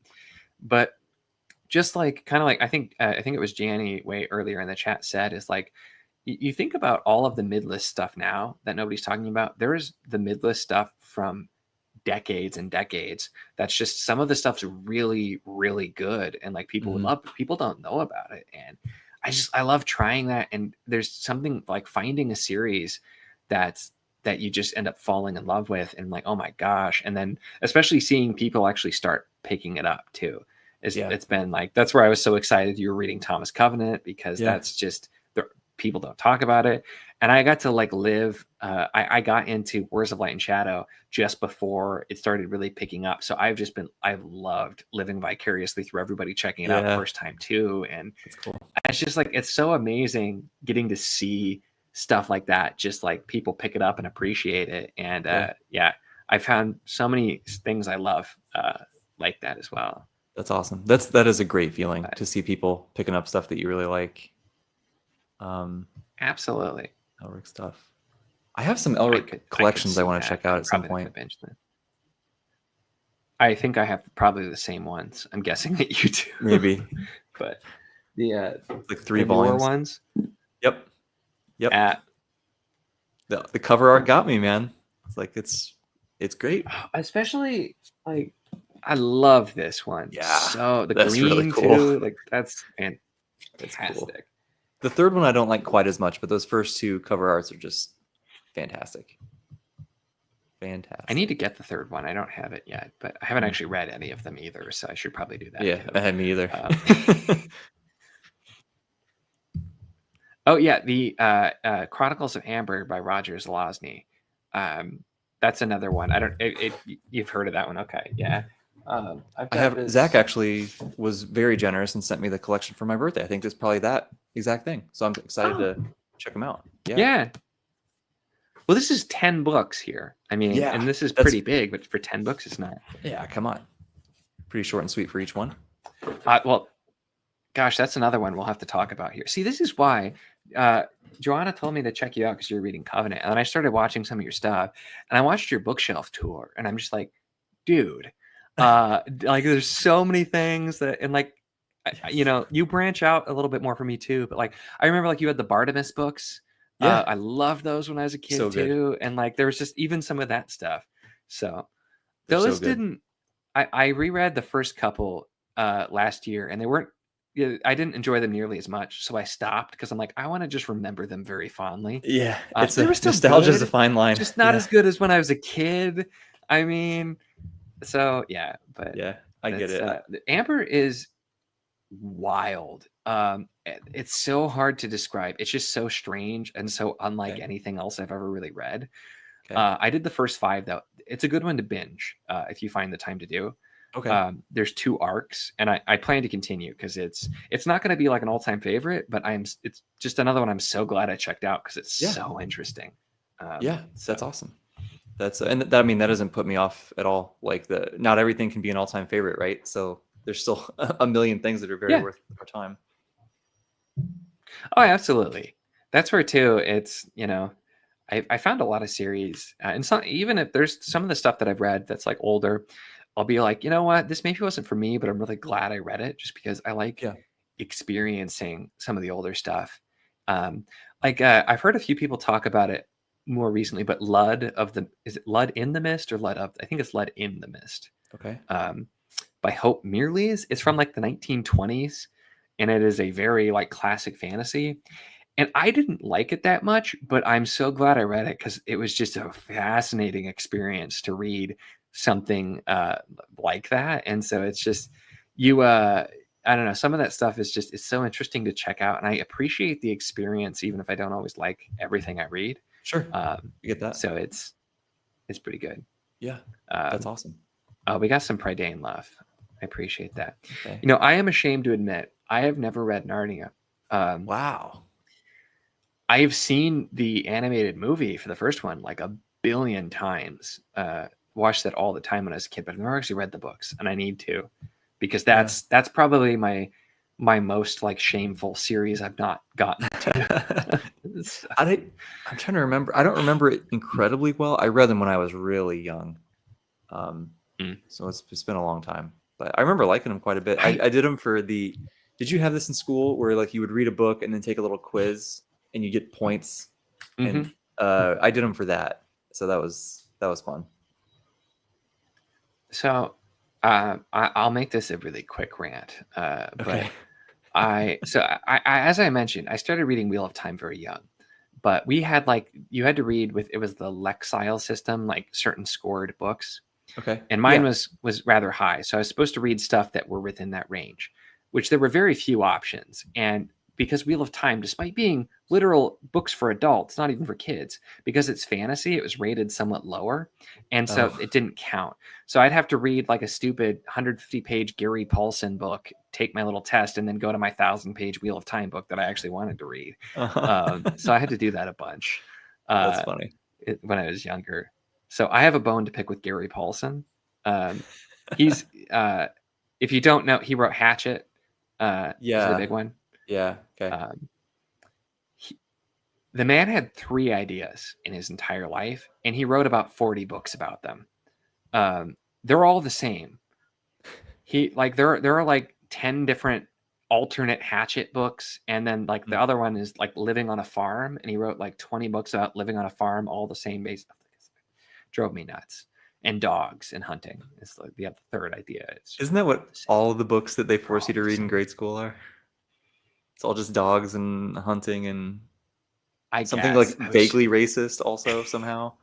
And yeah, it's weird. yeah. Oh goodness. Oh man. That's my mini rant. So I like it. I respect it. Zach's other Zach here, big fan. Oh, okay. Yeah. Um Ian Banks the Banks. Culture. I haven't read any of I those. don't think I know that one. I've heard that author name. I started like writing down. I'm gonna have to just go back through the chat, I think, to be perfectly honest, because Yeah, I have to do that I sometimes. Just I rewatch the it's video. there's so many. Um, oh, well, there's another one recently where 90s fantasy. This is which all the covers are cool. The Mhm. Wayfarer Redemption by Sarah Douglas, Okay. Australian author, and that one is also it was so weird. It's very like classic fantasy. It had some weird things, but the world is fascinating. So there's Okay. another one where I love seeing that stuff. Like, oh my gosh, yeah, my wife loved that, and like Yeah. it's always fun. So Yeah. this is apparently I'm more behind than I realized on the chat. Um, I had my original Dungeon Crawler Carl review ended up doing really well later on, and I had my cat in the thumbnail. I used the cat in the thumbnail for another video, and the cat did not appear in the video, and people were very angry with me. Oh no. Oh goodness. But yeah. Oh, so that's when you were talking about Amber. I absolutely agree. I Yeah. love seeing so many people picking up. Yeah, man. Where's Hopefully Light more to Shadow? come. Yes. Yeah, I haven't done the second arc, but the Corwin arc's the first arc, and it's very good. Well, I hope that I did my part in getting people to. So now we got the bigger channels picking it up, which is good. So John wanting to do that on Talking Story. You've probably got more people than me. Me? I don't know. I mean, I've had a bunch of people tell me that was a huge read on. Yeah, I mean, I've had a lot of people mention that they're picking it up, which is just amazing. And I don't think I've had a single person tell me that they didn't like it. So that's great. Which, how could you not like it? That is really great. Join the One Piece it's not going to work for everybody, but right. Yeah, for sure. Man, I wish. I have joked, I wish I liked One Piece. Do you know how many subscribers and views I would get if I just started making One Piece content? Like, come on. I wish I liked it. Yeah, I mean, I get it. I don't know. I just don't. Yeah. How did you try it? I even tried the live action show, and I just okay. So I don't like manga. I can't get into it, and I also don't like anime. So I tried the live action show, and I still didn't like it at all. And it's just like I've seen people talk about it, and I've looked through like some of the actual the manga, and it doesn't the medium just doesn't work for me. And so it's just not my thing, unfortunately. That's okay. That's okay. Yeah, I mean, to be honest, like I literally can't remember not watching anime. Like, it's always been in my life, and like manga and I haven't read a ton of manga, but it's kind of been there for a long time. And even so, when I started One Piece, it took me a while to kind of get invested. And I only stuck with it because like so many people that I know kept being like, dude, like this is amazing. Just get a little deeper, whatever. So like, I totally get it not working for people. And the art style is like, it's so goofy and childish at times and whatever. It's such a weird contradiction with like how deep the themes are, which is probably part of the point. But it's yeah. I mean, I have fallen in love with it for sure, but I totally get people not being into it. Yeah. So, is what it is. It's like I said, I really wish, because with both the manga and anime, because like I'd love to try Berserk, but I can't get into it either. Just because I mentioned Beast in Black, but like Brand of Sacrifice is another band that's big Berserk inspired. And like there's so many other bands. I think even Slaughter and Prevail did one too, since we talked about them. They did a Berserk song, I think. They did a Bail It, I think, song. Yeah. But like there's a bunch of them, and so I'm like, there's all this metal and stuff, and like Beast in Black, at least like they go heavy with like the lore, where like, you know, you probably need to have read it to get what they're talking about, because they're big on it. I'm just like, I don't know. I wish I did. It just, I don't know. It's never been for me.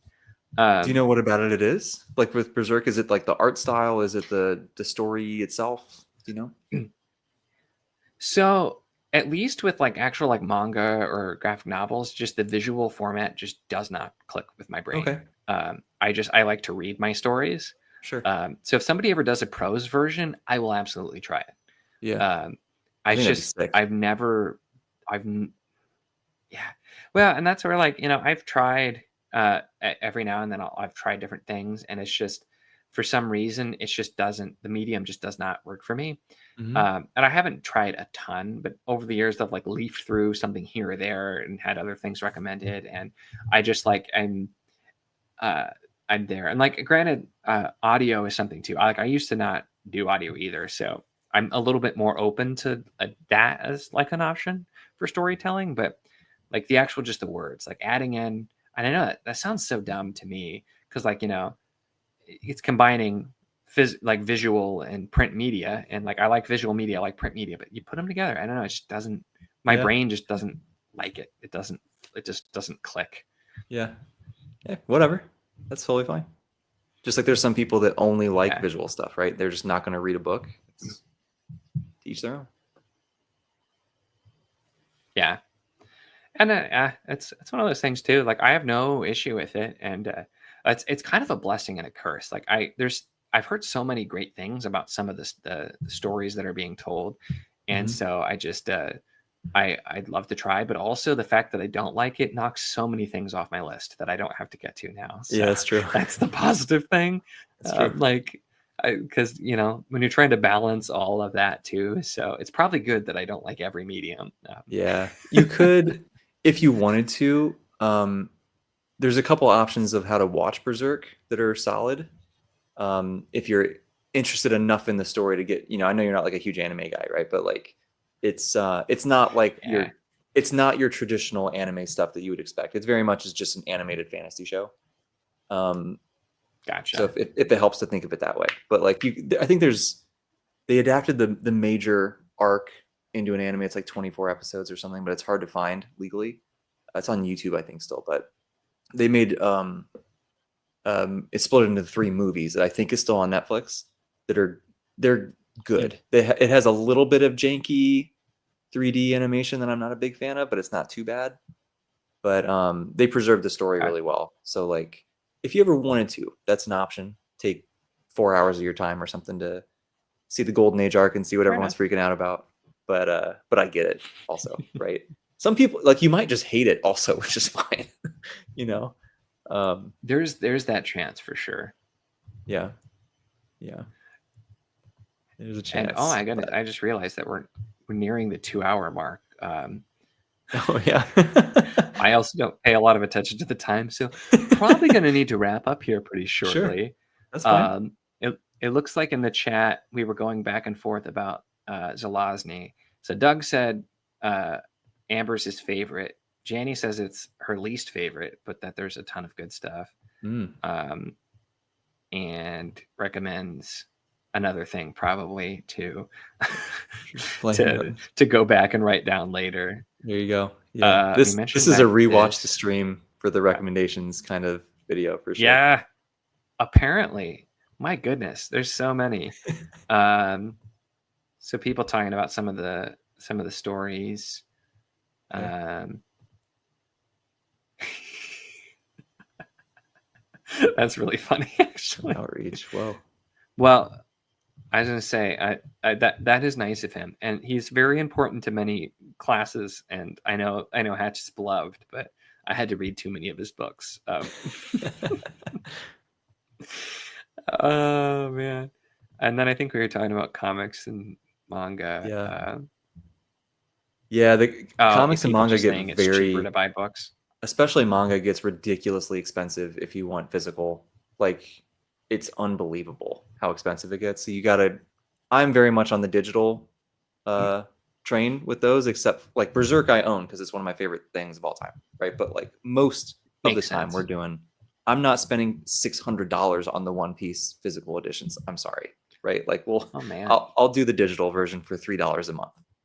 It's worth it. Yeah, that probably it seems a lot more Yeah, economical, but that is a curse loving indeed. everything can be a curse for sure. Blessing and a So, curse. oh, the reading backwards thing. Yeah, I could see I that. remember as a kid being like, what, like opening, like you would normally open a book and being like, this is a spoiler, what? And then I learned you got to read it backwards. This is my wife, by the way. We did just talk about Respect. There you go. my beef with Gary Paulson. I So. like it. All right. So we last minute recommendation here. Another CJ Cherry, Fairy in Shadow. So Perfect okay, to read after finishing Warhost. Interesting. perfect book after finishing Warhost. I like that. That Okay. yeah, you know how to get my attention, for sure. So, oh man, and then we have Victorian Gothic horror series, the Chain Saga. Interesting. Sounds cool. I think that's I'm sounding like a manga, I'm guessing, but anyway, probably a good time to wrap up. This has been so much fun. Yeah, We had so many. I knew we had a lot to talk about. But we had even more than I realized to talk about me too. too. So it's really fun. Just chatting and getting to know you. So that's why I've really enjoyed this series of just chatting, getting to know people. So we'll Yeah. definitely have to chat about so many things as you read some stuff and I read some stuff for sure. But yeah, it's been really great. Um, I usually, when I remember to, I try to get the guest to recommend some book or something you want people to check out. It can be manga or whatever too, whatever you want. But what's Okay. one thing that you would recommend in the stream that has the most recommendations from the audience I think I've ever gotten? What's one thing you'd recommend? Yeah. Wow. Well, first of all, and this is not just a tactic to delay while I think of an idea. First of all, let me say thank you so much for inviting me on. This has been super fun, and I will echo everything that you said. It's been awesome just talk and get to know you better, and this, yeah, it's been great, and we'll definitely want to do it again soon. Recommendation. Yeah, I know absolutely. I mentioned Drowned Kingdom earlier, so I stand by that. I've been really loving that. I'm trying to come up with one that's not super popular because the easy ones to come to mind are Wars of Light and Shadow, which we've talked about a lot, and Sun Eater. But everybody and their brother is reading Sun Eater right now already, so I don't need to recommend that too much more. Um, Maybe one I'll throw out. Fair. Man, what's a good one to throw out there? I'll say, well, we already talked about Covenant too. It's like, what's something we haven't mentioned already? Maybe I'll go with, I did mention I tried my first historical fiction earlier, and that was The Heaven Tree by Edith Pargeter that I actually read with Ah, Janie and Nikhil from Shelf Esteem. And I went into it and I told them too, I was like, I don't know if I'm going to like this very much because I'd never read historical fiction, and it blew me away. It was absolutely fantastic. It's kind of hard to find, um, but you can get like the omnibus edition, like used or whatever. I got it used for like $6 or something like that. So, oh, but nice. it's hard to find like a new. I don't know if you even can find a new copy of it, but it was great. They're short and sweet. The whole trilogy is like 800 or 900 pages total. So, but it's Ooh. beautiful. The prose is amazing. It's all about the premise of the first book is this guy who is an artist, and you get to sort of see him become inspired to create art, and then see him go through the process of actually creating the thing. And then the whole backdrop is you're like medieval England with their conflicts with Wales and stuff like that. So that's kind of in there. And there's just, I don't know, it feels so simple on the surface, but it's absolutely brilliant. It's just incredible. So I want more people to read that. I've gotten a couple people to pick it up, and they've all liked it so far. So big thumbs up. I'm reading book 3 I was gonna here say, Janny soon. put that on my radar. Yeah, Nice. yeah. Janie I loves didn't it. realize the books were so short, so that bumps it up for me even more. Yes. But yeah, Yeah, I have a literal list saved on my computer of Janny's book recommendations because she's given me so many over time. Yep.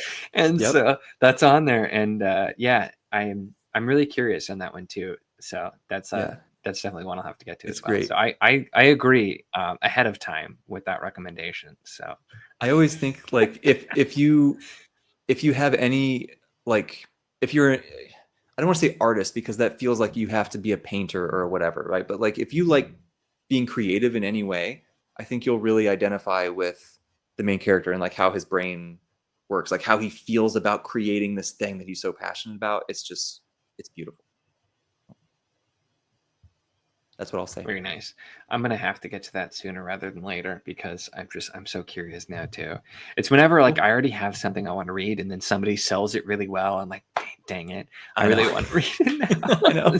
More. So I'll have to see what I can track down. But There you go. um, yes. There you go. So well, thank you again so much for joining, and we had a really great crowd that Yeah. was cool even when I ignored the chat for quite a while. But it's a lot of people showing up here, so it's been a fun time. Yeah, definitely would love to chat with you again, but I think we'll wrap up for now. Nap time is I can hear that it has ended at my house too, so it's a good time to, to wrap Break up. over. But Back to work. yes, yep. All right.